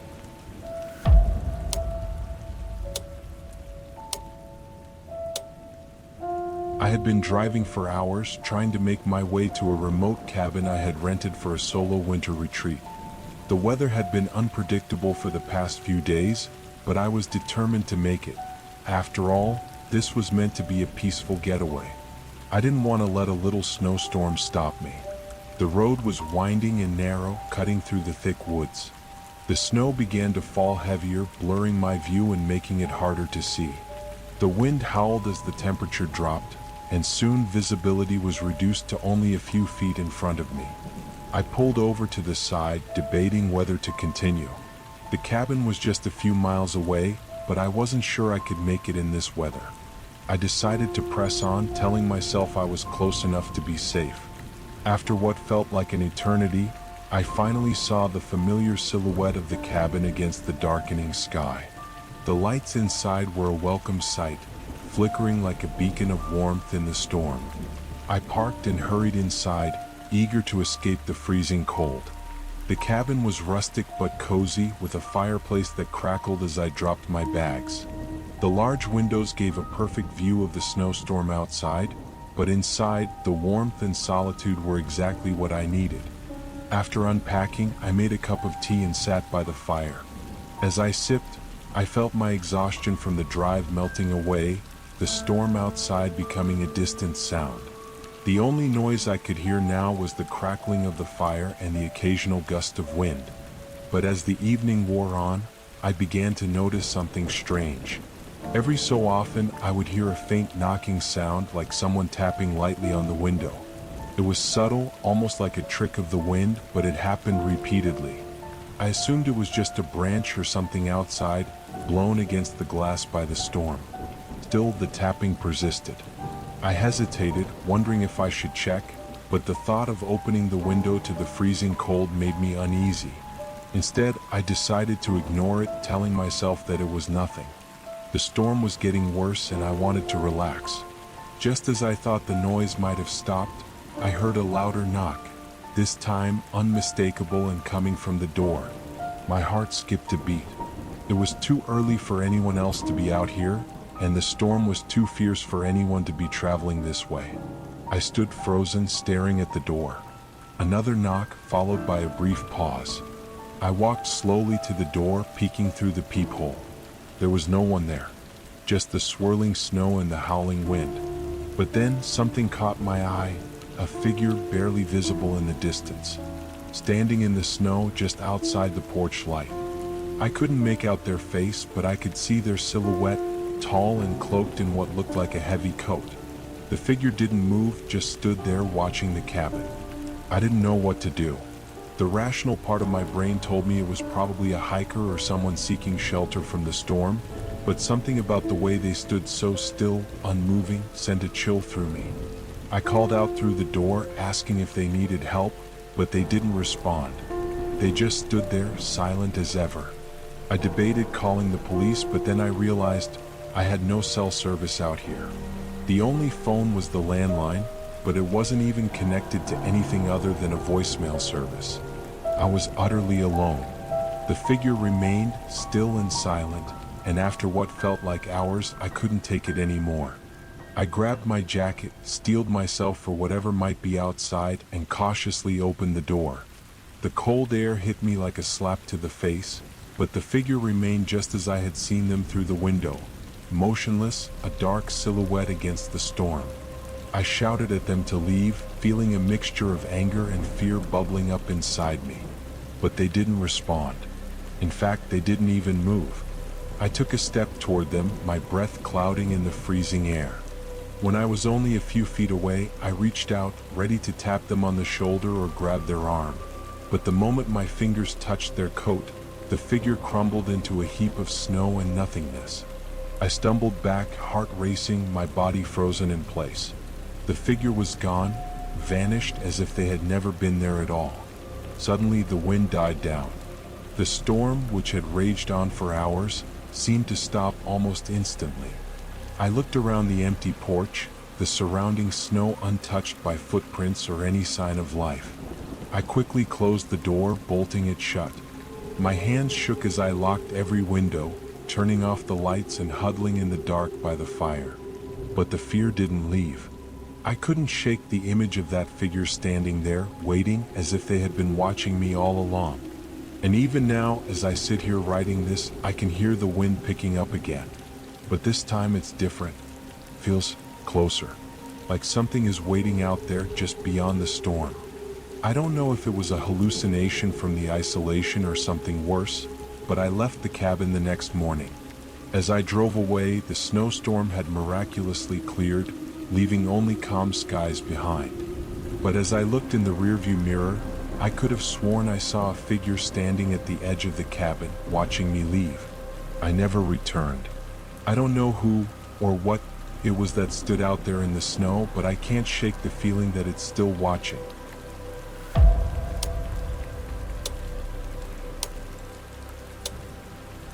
It was one of those rare, peaceful nights when everything felt perfect. I had just moved into a new apartment in a quiet part of the city, a little off the beaten path. The building was old but charming, with creaky floors and thin walls that let the sounds of the outside world seep in. But I didn't mind. I liked the quiet. I had spent the day unpacking and settling in. The furniture was in place, my books were stacked on the shelf, and the apartment had started to feel like home. After a long day, I was ready to unwind, so I decided to take a shower before bed. The bathroom was small, with a foggy mirror above the sink. As I stepped into the warm water, I let the steam fill the room, watching as the mirror slowly clouded over. The sound of the water rushing was soothing, and I let my mind wander as I lathered shampoo into my hair. But then something strange happened. I glanced toward the mirror and saw movement. At first, I thought it was just a trick of the steam. But the more I looked, the more certain I became there was someone else in the reflection. A figure standing just behind me. I froze, the shampoo still in my hair. My heart raced as I quickly turned my head, expecting to see someone standing in the bathroom with me. But there was no one. I stared at the empty room for a few moments, my breath catching in my throat. I stepped back from the mirror and looked at it again. The figure was gone. Shaking it off as nothing more than a trick of the light or my imagination, I finished my shower and dried off. But the unease lingered. I kept thinking about what I had seen, or thought I had seen, in the mirror. That night I had trouble sleeping. I kept replaying the image of the figure in my mind. It wasn't clear, not at first, but the more I thought about it, the more details came to me. It had been tall, with dark, shadowy features. I couldn't remember its face, but it was wrong. There was something off about it. The next morning, I decided to get up early and explore the building a bit. I had only been there for a day, so I hadn't gotten to know my neighbors yet. The hallways were narrow, with old light fixtures that flickered above. There was a strange smell, like dust and something older, mildew maybe. but it didn't bother me too much. I liked the old, mysterious feel of the place. As I walked through the building, I noticed something odd. The other tenants seemed strange. I passed a few people, but they all gave me quick, almost nervous glances as if they were avoiding eye contact. It wasn't anything overt, just a subtle shift in their behavior, but it made me feel uneasy. That night, I had another shower. The same routine as before, but this time I felt more aware of the mirror. I couldn't help it.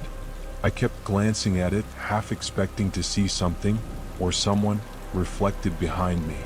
But this time nothing happened. I sighed in relief and stepped out of the shower.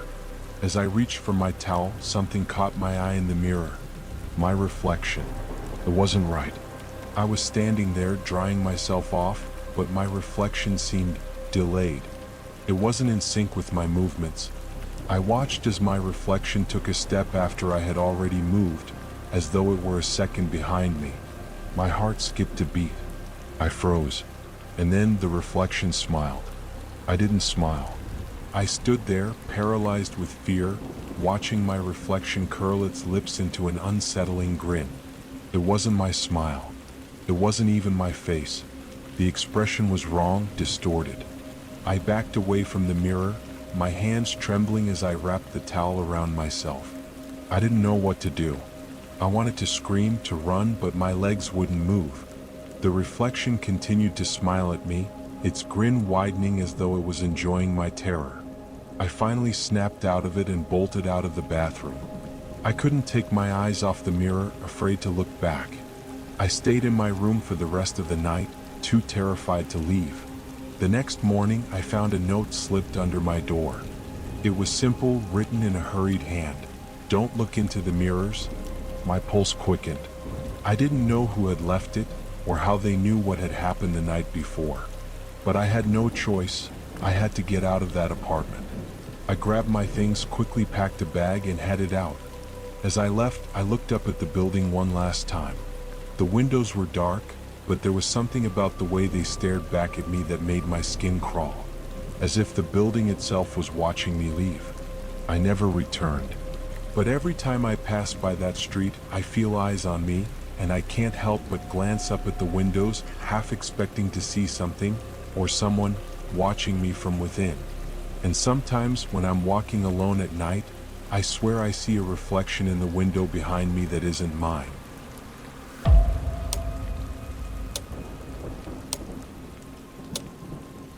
It was supposed to be a relaxing weekend getaway, a chance to unwind, escape the city, and clear my mind.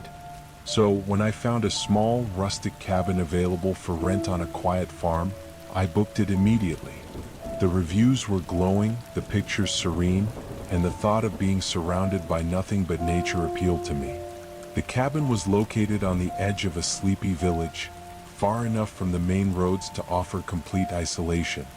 It seemed like the perfect retreat. I arrived in the late afternoon, the sun dipping low in the sky, casting an orange hue across the landscape. The cabin itself was small, with a worn wooden exterior and a porch that creaked underfoot. But it was charming in its own weathered way, and everything seemed perfectly peaceful. I unpacked, lit a small fire in the stone fireplace, and settled in with a book. The night was quiet, save for the occasional rustle of wind through the trees. I felt at ease, but that peace didn't last long. Around midnight, as I was drifting off to sleep, I heard it. A soft, high-pitched ringing sound. I opened my eyes, confused. The sound was faint at first, almost like the distant ringing of a telephone. I sat up, straining my ears to listen. It was coming from somewhere outside, far off in the distance, but it was impossible to tell exactly where. I tried to ignore it, thinking it was just the wind or some odd nocturnal noise, but it didn't stop. In fact, it seemed to grow louder. I pulled the covers over my head, hoping it would go away, but it didn't. The ringing became insistent, louder, and more persistent, until it was all I could hear. At this point, I was too disturbed to ignore it any longer. I got out of bed and opened the cabin door, stepping onto the porch. The night air was cool and the forest around me was still.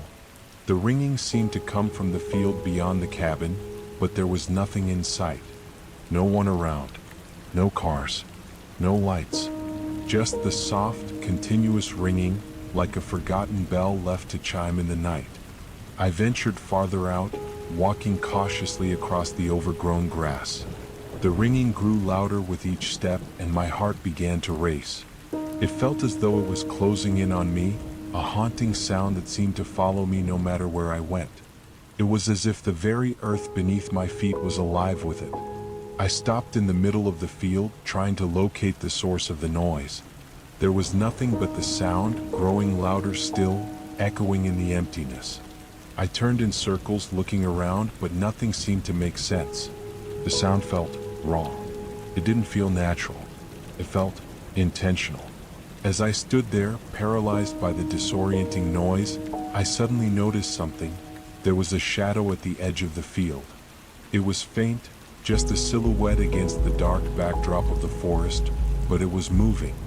I froze, my breath catching in my throat. The figure, tall and hunched, moved slowly, almost deliberately, in my direction. I couldn't make out any details, just the outline of something in the dark. My heart pounded. I wanted to run, but my legs wouldn't move. The figure didn't stop. It kept coming, the ringing growing louder and louder, as though it were somehow linked to its movement. I felt a cold chill sweep over me, and then the figure stopped, standing motionless about 20 feet away. It didn't move any closer, but the ringing sound was almost deafening now. I tried to scream, but no sound escaped my throat. The figure was still, and yet I couldn't tear my eyes away from it. I felt like I was locked in a trance, unable to do anything except stare. It was as if the ringing had taken control of my mind, keeping me rooted to the spot. Then, just as suddenly as it had started, the ringing stopped. The silence that followed was suffocating. I could hear my own shallow breathing, the rustle of the wind through the trees, but the ringing was gone. The figure in the distance remained, its shape still vague and hard to make out. I wasn't sure if it was real or just a product of my mind, but something told me I shouldn't get any closer. I turned and ran back to the cabin, stumbling through the field, my pulse racing. I slammed the door behind me, locked it, and collapsed against it. For a long while, I just sat there, trying to calm my breath, telling myself that what I'd seen wasn't real, that the ringing was just a figment of my imagination. But deep down, I knew it was more than that. The next morning, I left the cabin at first light. I didn't even want to stay another minute in that field, in that place. As I drove away, I glanced in my rearview mirror. For a split second, I thought I saw a shadow at the edge of the field, a figure standing still, watching me go. I didn't stop. I didn't look back. But every time I hear a distant ringing, a bell or a phone ringing in the distance, a part of me freezes, expecting to hear that sound again, expecting to see that figure watching me from the darkness.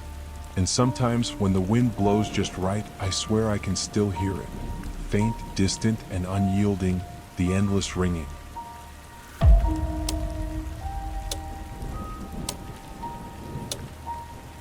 I never thought that a simple evening of solitude could turn into a nightmare. But as I look back now, I realize that it was the calm before the storm. Quite literally, it started with the weather. The forecast had predicted light rain, the kind of soft drizzle that you barely notice, but as the evening wore on, the rain became relentless. I'd been living alone in my small suburban home for a few months now, and while it wasn't particularly isolated, it wasn't exactly bustling either.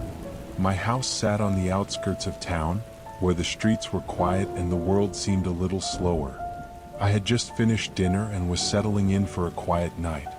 The windows were fogging up from the humidity, and the rain drummed against the roof, a soothing sound that made the house feel cozy. I curled up on the couch with a book, hoping to unwind after a long week. The lights flickered once, but I brushed it off as a typical power glitch. But then something caught my attention. It was a shadow. At first, I thought it was the reflection of a tree branch swaying outside, but when I glanced up again, the shadow remained unnaturally still. It was moving, inching its way across the living room wall, as if something was pacing just beyond my line of sight. I stood up and walked toward the window, peering through the thick curtains. But there was nothing out there. Just rain pouring down in sheets. I dismissed it as my imagination, an effect of the weather and the dim lighting inside. But that wasn't the last time I saw the shadow. It appeared again a few hours later, this time crossing from the hallway into the kitchen. I could see it out of the corner of my eye, a dark, elongated form. I froze, my heart skipping a beat. There was no way anyone could be in my house. I had double-checked the locks before I settled in for the night. I tiptoed into the hallway, but there was nothing there. The kitchen was empty. I couldn't explain it. It felt like I was being watched, but the house was eerily still. The air felt heavier, as if something was pressing down on me. I told myself to calm down, to relax. There had to be a logical explanation. The rain continued to pour and the wind picked up, rattling the windows. I sat back down, trying to focus on my book, but the creeping sensation of being watched never left. I kept glancing over my shoulder, half expecting to see the shadow move again. Then there it was. It wasn't on the wall this time. It was directly in front of me, just beyond the edge of my vision. I turned slowly, my heart pounding in my chest. Standing in the doorway was a tall figure, obscured by the rain-soaked darkness outside. I couldn't make out any features, just a silhouette of a person standing still in the downpour. My breath caught in my throat. I rushed to the door and opened it, but no one was there. Only the relentless rain and the empty street stretching out in front of me. No footprints in the mud, no sign of anyone being near. The streetlight flickered in the distance, casting a dim glow on the wet pavement. Confused and unsettled, I closed the door, but something didn't sit right. I could feel the presence again. That sensation of being watched, of something lingering just out of sight. I didn't want to admit it, but the shadow, whatever it was, had somehow followed me inside. I went to the kitchen, grabbed my phone, and called a friend. I needed reassurance, someone to talk to, but as I dialed, the phone died. It was fully charged just moments ago. I pulled the phone from the charger, checked the battery, but it was completely drained. I ran upstairs to my bedroom, hoping the shadows wouldn't follow me there. But when I turned to lock the door, I saw it again, this time at the top of the stairs. The same dark figure looming in the hallway, unmoving. I felt a cold sweat break out across my forehead. My entire body trembled as I backed into my room, locking the door behind me. I threw myself onto the bed, trying to make sense of it all. Was I imagining things? Was it just the storm playing tricks on me? But deep down, I knew it wasn't. The figure was real. I could feel its presence like a heavy weight pressing down on the house, on me. I tried to call the police, but the line was dead. There was no signal, no connection to the outside world. Hours passed, and I remained in that room, listening to the wind howl and the rain beat against the windows. I didn't dare leave the room. The shadow had become more than just a presence.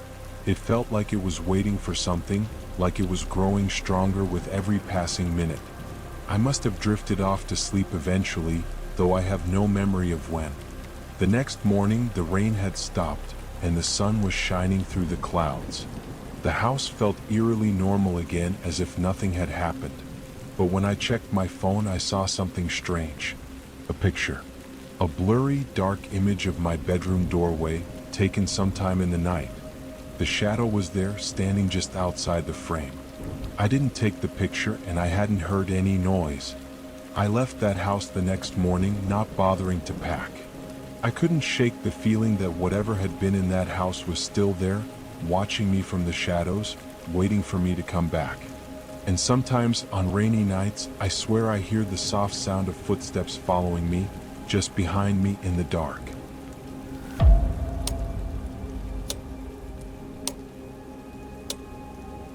I had always enjoyed the quiet of my small, secluded apartment in the city. It was in an older building, tucked away on a quiet street. Not much happened there, which was exactly how I liked it. The building was worn but cozy, with creaky wooden floors and drafty windows that rattled when the wind blew. It wasn't the most glamorous place, but it was mine. I relished the solitude. One Friday night, as I was preparing for bed after a long work week, I noticed something unusual. It was around midnight, the time when the city felt especially empty. The street lights outside flickered as the occasional car passed by, casting long shadows across the walls of my living room. I had just brushed my teeth and was about to turn off the light when I heard it. A soft knock at the door. At first, I thought it was just my imagination. After all, who would be knocking at my door this late at night? I lived alone, and most of my neighbors were quiet, reclusive types. I checked the peephole but saw nothing. There was no movement outside, just the dim hallway lights illuminating the worn carpet. But then the knock came again, this time louder. A deliberate, firm rapping that seemed to echo in the silence of the building. My heart skipped a beat. I didn't recognize the sound, nor did I remember any plans to meet someone that night. I cautiously opened the door, my mind racing. There was no one there. The hallway was empty. I stood there for a moment, confused, before I stepped outside to check if anyone had been waiting. The building was eerily silent, the only sound the faint hum of the building's old pipes and the low buzz of the overhead lights. I checked the other apartments. No one seemed to be awake. The hallway was empty. I returned to my apartment and locked the door behind me, shaking off the unsettling feeling that clung to me. The knock didn't make sense. Maybe it was a mistake, I thought. A neighbor trying to find someone, or someone with the wrong apartment. But as I lay back down in bed, I couldn't shake the feeling that something wasn't right. The next night it happened again. Just after midnight, I heard that same knock. Soft at first, then louder. More insistent. My heart raced, and this time I didn't hesitate. I rushed to the door and threw it open. Nothing. Again, no one stood in the hallway. My pulse quickened as I stepped outside once more, this time feeling a strange sense of urgency. The dim hall lights flickered, casting long, disjointed shadows across the walls. The silence felt oppressive, as though something was waiting just beyond my line of sight. I checked the stairwell and knocked on a few doors, but no one answered. It seemed like I was the only one awake in the building. I returned to my apartment, locking the door behind me with trembling hands. But then something changed. I could hear the sound of breathing. Deep, steady breaths, almost as though someone was standing just outside my door, waiting. I crept slowly toward the peephole and peeked through it, my breath caught in my throat. There was a figure standing in front of my door. It was difficult to make out any details, just a vague outline of a person standing in the dim light of the hallway. Their back was to me, but I could see their silhouette clearly, tall and thin, unmoving. I stood frozen, my body cold with fear. My mind raced, trying to make sense of it all. Who could this person be? Why were they standing there at my door in the middle of the night? I waited, hoping they would move, but they didn't. The seconds stretched on, each one feeling like an eternity. I felt trapped in my own apartment, unable to move, unable to call for help. The building was too quiet. I could hear nothing but the sound of my own panicked breathing. Then, suddenly, the figure moved. They turned slowly, their head tilting to one side as if they were aware of my gaze.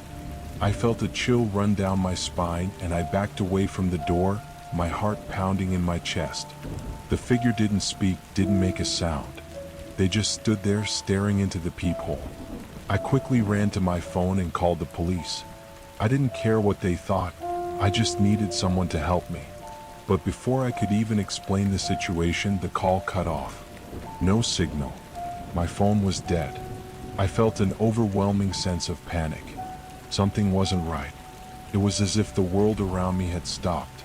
The knocking, the figure in the hallway, it felt like I was trapped in a nightmare. I checked the windows, but the street was empty. No one was out there. No one at all. Desperate, I grabbed a baseball bat I kept by the door and held it tightly in my hands. If this person was going to try to break in, I was ready. But as I stood there, my eyes glued to the peephole, I saw something that made my blood run cold. The figure wasn't alone. There were others. More figures, emerging from the darkness of the hallway, their faces hidden in shadow. They stood still like statues, staring at me. I could feel their presence, a suffocating weight pressing against the door. I couldn't move. I couldn't breathe. I heard another knock. This time it wasn't at the door. It was at the window. I backed away from the peephole, my mind racing. There was no way out.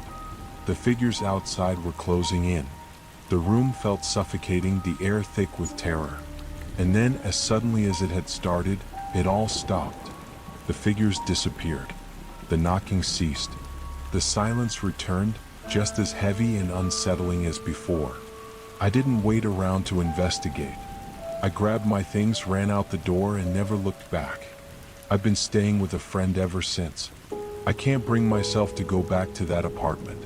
The knocking hasn't stopped. Every night, without fail, it returns. But now, I hear it wherever I go, no matter where I am. And sometimes, when I close my eyes, I swear I can see those figures standing just outside my door, waiting.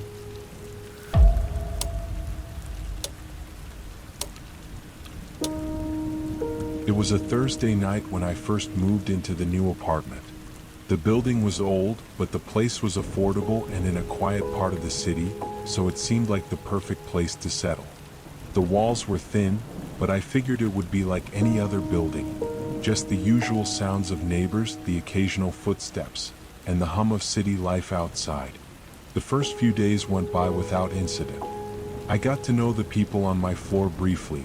An older couple next door, a single man in the apartment across the hall, and a young woman in the unit below. Everyone seemed pleasant enough. Nothing out of the ordinary. But then, one evening, I noticed something strange. As I sat in my living room reading, I realized it had become eerily quiet. I hadn't heard a single sound from the neighbors all day. No footsteps, no doors opening or closing. I thought it was odd, but I didn't think much of it at first. People are busy, I reasoned. The next day, the silence continued. No footsteps, no sounds of talking, no TV noises from behind the walls. I had never experienced a place so completely still before. I could hear my own breathing more clearly than ever. Even the usual background noise of the city seemed muted. It was on the third day that I noticed something even more unsettling. I was sitting in my living room again when I heard a soft, muffled sound from the hallway, like the shuffle of feet. My heart skipped a beat. I got up to check, but when I opened my door, there was nothing there. Just an empty hallway. This continued for the rest of the week. Every time I heard that faint shuffle, I'd open the door, but the hallway would be empty. I began to feel like I was imagining things, but then it happened again, only this time the shuffle was followed by a soft, almost imperceptible knocking sound from the door to my apartment. It was so quiet, I almost didn't hear it, but when I listened closely, I could tell that it was coming from the other side of the door. I froze, my heart racing. I didn't want to open the door, but curiosity got the better of me. I slowly crept toward it, peering through the peephole. No one was there. I opened the door slightly and looked both ways down the hallway, but again there was nothing. The silence was oppressive. By now, I was starting to feel paranoid. The stillness was unnerving, and the fact that I couldn't find the source of the sounds was driving me crazy. I started staying up later than usual, keeping my door cracked open, hoping to catch whatever it was that was making those noises. One night, I was jolted awake by the sound of footsteps again. This time, they were heavy and deliberate, almost like someone was pacing back and forth outside my door. I could feel the sweat forming on my palms as I lay perfectly still, trying to decide what to do. The steps came closer and closer, stopping just outside my door. My breath caught in my throat. I waited for a few moments, then stood up to peek through the peephole again. To my shock, there was someone standing just on the other side of my door. I could only make out a vague silhouette, but I could hear the slow, steady breathing of someone on the other side. My first instinct was to call the police, but my phone felt like a million miles away. I stayed frozen, praying they wouldn't knock. Then, just as suddenly as it had started, the footsteps stopped. I didn't hear the door close, didn't hear any movement at all. It was just quiet again. But now the silence felt suffocating. The next morning I couldn't take it anymore. I went to the apartment manager's office and asked if they knew anything about the strange behavior of the tenants. The manager gave me a strange look but assured me that everything was fine. The neighbors were all just quiet types, she said. Still unsettled, I returned to my apartment. When I got off the elevator and walked down the hall to my door, I saw something that made my stomach drop. The door to the apartment across the hall was wide open. There was no sign of anyone inside, but the apartment had clearly been abandoned for a while. It looked untouched, like the tenants had left suddenly. I rushed back to my apartment and locked the door, but now I couldn't shake the feeling that I was being watched.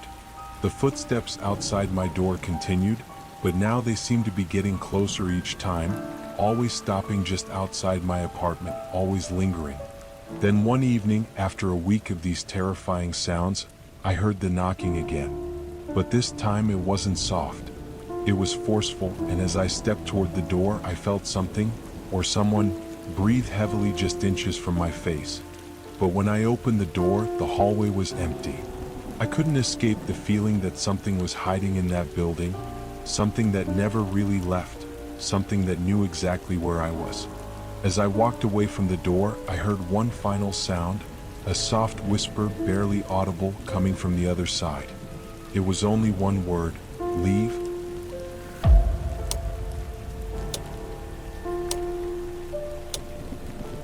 I had just started a new job at a small convenience store on the outskirts of town. The pay wasn't great, but the hours were flexible and I needed something to fill my time. It was a quiet, mundane job. Most of the customers were regulars and the store wasn't too far from my apartment. I worked the late shift from midnight to 6 a.m., which suited me just fine. I was used to being awake at night. The first few nights were uneventful. The store was always quiet, and most of the customers came in to grab snacks or cigarettes. But on the fourth night, something strange happened. Around 3 a.m., a man came into the store. He looked ordinary enough. Middle-aged, scruffy beard, worn-out jacket, but there was something off about him. He didn't immediately make his way to the counter, like most customers did. Instead, he wandered the aisles, touching things without picking them up, his eyes darting around as though he was looking for something. I watched him from behind the counter, my unease growing.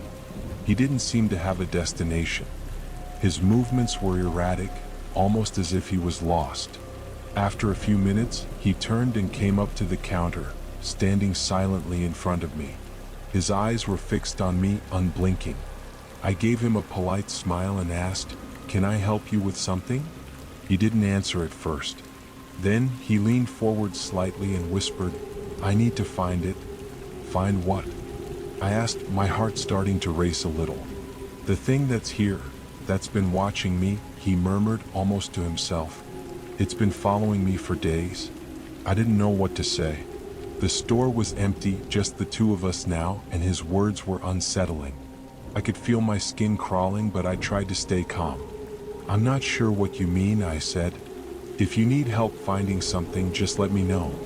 He looked at me again, his gaze piercing. Then, without another word, he turned and left. I stood there for a moment, staring at the door as it swung shut behind him. My mind raced, but I tried to brush it off. Maybe he was just drunk or mentally ill. But that wasn't the last I saw of him. The next night, around the same time, he returned. This time, he didn't wander the aisles.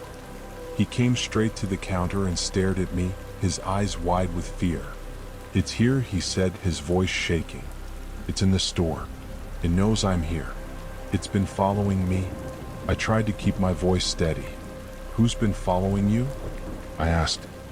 He glanced around nervously before leaning in closer, his face inches from mine. "The thing in the shadows. I saw it yesterday. It's real." He looked down at the counter, his hands trembling. "I thought it was just in my head, but it's not. It's here." My heart skipped a beat. The store felt unnaturally still, the air thick with tension. I wanted to tell him to leave, but I couldn't. There was something in his voice that made me feel like I had to help. I stepped back from the counter, trying to keep my composure. "Look, I don't know what you're talking about, but if you want, I can call someone to help."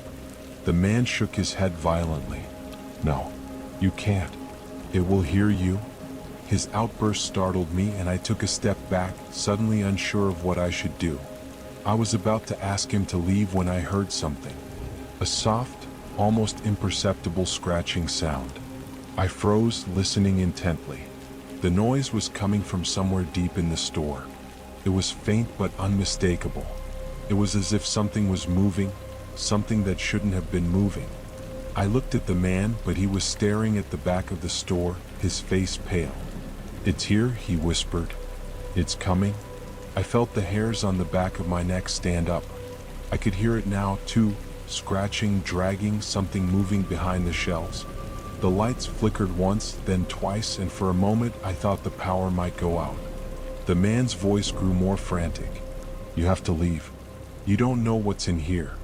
Before I could react, the door to the store slammed open, and I turned just in time to see a shadowy figure dart past the front of the store, disappearing into the aisles. My heart nearly stopped. The man was gone. He had bolted for the door and fled into the night, leaving me alone in the store with whatever had been following him. I didn't wait to find out. I grabbed my phone, rushed outside, and called the police. When they arrived, they searched the store but found nothing. No signs of a struggle, no strange sounds, nothing to explain what I had just experienced. They said it was probably just the man's paranoia, that he was probably on something, but I knew what I had heard. I could still hear the scratching in my mind, feel the presence of something hidden in the dark corners of the store. I never saw the man again. I quit my job the next day and I never went back to that store. But sometimes, when the lights flicker or when I'm alone in a dark room, I can still hear the faint scratching, as though something is lurking just out of sight, waiting for the next person to stumble into its path.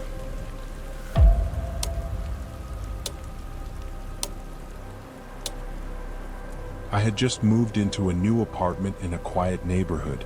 It wasn't much, just a small one-bedroom with creaky floors and peeling wallpaper, but it was affordable and I liked the idea of having my own space for the first time. The building was old, tucked away on a side street far from the busy main roads. It was the kind of place that felt like it had seen better days, but I didn't mind. I was looking for peace and quiet, not luxury. The first few days went by without incident. I spent my evenings unpacking and getting settled, adjusting to the strange quirks of the apartment. The way the bathroom door wouldn't quite close unless you slammed it, the rattling radiator at night, the odd smell that lingered in the hallway. But then, on the fifth night, something unusual happened. It started with a knock at the door. I hadn't been expecting anyone. I wasn't even sure who could be visiting me. I hadn't made any friends yet, and the neighbors were all quiet people, or so I assumed. When I opened the door, there was no one there. Just the faintest sound of a shuffle, as if someone had quickly stepped away from the entrance. I shrugged it off, thinking maybe it was just some random person or a delivery that had been left in a hurry. But the next night, the same thing happened. A knock at the door, no one there. This time, I stood in the hallway for a moment, trying to see if anyone was lingering, but there was nothing. I checked the peephole, the hallway lights flickered for a second, and I closed the door, slightly uneasy. The third night, I decided to take a different approach. When I heard the knock again, I waited longer before opening the door. The air felt different, thicker, like something was wrong. As I turned the handle, I heard a faint scraping sound, almost like someone dragging their feet across the floor. I opened the door quickly, but again there was nothing. Just the empty hallway. The strange thing was, I could swear the air smelled different now. A faint, metallic odor like old pennies or something decayed. I stood there for a moment, frozen, my pulse quickening. I decided I'd had enough. I was going to call the building manager the next morning and ask if anyone else had experienced something like this, but when I woke up the next day, something had changed. The hallway lights, which had been flickering off and on the night before, were now completely out. The building felt colder, the kind of cold that seemed to seep into your bones. I didn't like it, but I couldn't put my finger on why. It was just unsettling. That night, I took extra precautions. I locked all the windows and made sure the door was bolted. But when I was lying in bed, I heard it again, a knock. But this time it wasn't at the door. It was coming from the window.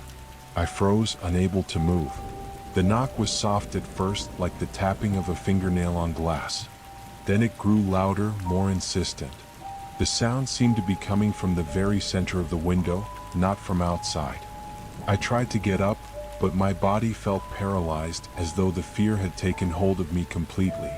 I forced myself to my feet, trying to move quietly so I wouldn't draw attention to myself. I crept toward the window, my breath shallow, the sound of my own heartbeat louder than the knocking. When I reached the window, I slowly pulled back the curtain. Nothing. There was no one outside. But I could still hear the knocking, louder now, almost rhythmic. I turned away from the window and rushed to the door, checking the locks, then the peephole. The hallway was empty. No one was there. Confused and frightened, I locked the door again and stayed awake for the rest of the night, listening for any sign of movement.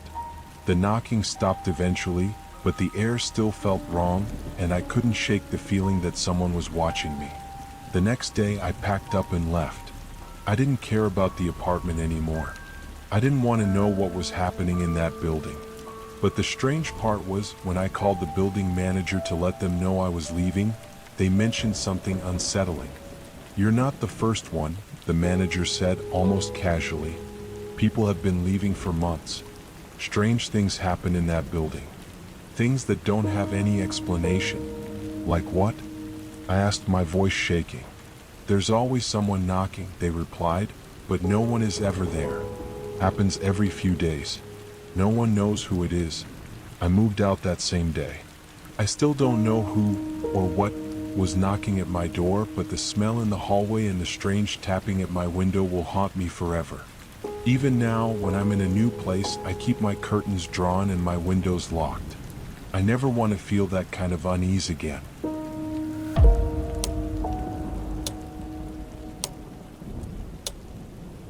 It was a regular Tuesday night, the kind where nothing out of the ordinary ever happens. I had just moved into a small apartment in a quiet part of the city. The rent was cheap, and the place itself was surprisingly decent for the price. 2 bedrooms, a modest kitchen, and a cozy living room. There were no neighbors in the adjacent units, or at least none that I ever saw, so it felt pretty isolated. Perfect, I thought. I liked the peace. I was still in the process of settling in. Boxes were scattered around, half of the furniture still needed to be assembled, and I was taking my time adjusting. It was late when I finally finished for the night, sitting on the couch, watching TV with the dim light of the lamp beside me. I glanced at the clock. It was nearly midnight. My phone rang. It was an unknown number. I hesitated for a moment, then answered. "Hello?" There was silence on the other end. A long, empty pause that stretched for too long. I almost hung up, but then I heard a soft, rasping breath, followed by a voice. "Are you alone?" My heart skipped a beat. I sat up straighter, feeling the hairs on the back of my neck stand. "Who is this?" I demanded, trying to steady my voice. The line went dead. Confused, I stared at my phone, unsure of what to make of it. It could have been a prank, I thought. But the voice had sounded off, almost too calm, too detached. I shrugged it off, trying to shake the uneasy feeling that was settling in my chest. I went to bed shortly after, though sleep didn't come easy that night. The next day was uneventful. I worked, ran errands, and returned to my apartment by evening. But that night, as I was getting ready for bed, my phone rang again. The same unknown number. I didn't want to answer, but my curiosity got the better of me. I picked up the phone. "Are you alone?" came the voice again, just as eerie as before. I didn't answer. I couldn't bring myself to say anything. I just hung up. The phone didn't ring again that night, but the next day it did, and the day after that. Every single night, without fail, it rang at exactly midnight, and every time the same voice would ask, "Are you alone?" The first few times I tried blocking the number, but it would come from different, unlisted numbers each time. I started staying up later just so I wouldn't be in bed when the call came. But one night, I didn't notice the time, and I was in bed, half asleep, when the phone rang again. "Are you alone?" I froze, my body tense with dread. I tried to ignore it, but the voice was persistent, coming through clearer than ever. Are you alone? I wanted to scream, to throw the phone across the room, but I couldn't move. The question echoed in my mind, and then it stopped. Complete silence. I didn't hear the phone click off. I didn't hear any movement on the line. It was like the voice was waiting for me to answer. Suddenly, I heard a sound, soft, almost imperceptible at first. A scrape. The sound of something shifting or someone walking. My stomach dropped. The sound was coming from the hallway. My door was closed, but I could feel someone on the other side. Hello? I called out weakly, but there was no reply. The phone went dead. No more calls. No more strange sounds. But I couldn't shake the feeling of being watched. The sensation that someone was in the apartment with me, lurking just out of sight. I didn't sleep that night. I stayed up, sitting on the couch, staring at the door, waiting for something to happen. But nothing did. The next morning, I checked every corner of the apartment, every closet, every shadowed space. There was no one. I even checked the locks on the doors and windows. Everything was secure. But the calls continued. Every night at midnight, the same question, the same voice. I started to fear for my safety, so I called the police. They came, but couldn't trace the number or find anything unusual. They left me with a few vague suggestions about setting up security cameras or moving out. I didn't feel safe anymore. I couldn't shake the feeling that someone was inside the building. I started hearing things in the hallway again, soft, almost imperceptible footsteps, like someone was pacing outside my door. Finally, after 2 weeks of this relentless, unexplainable torment, I decided to leave. I packed up what little I had and moved out, not even caring about the lease or the apartment anymore. As I drove away, I couldn't shake the feeling that the question still hung in the air, unanswered. I never heard the voice again after that. But every time I answer my phone now, I can't help but feel a cold chill run down my spine.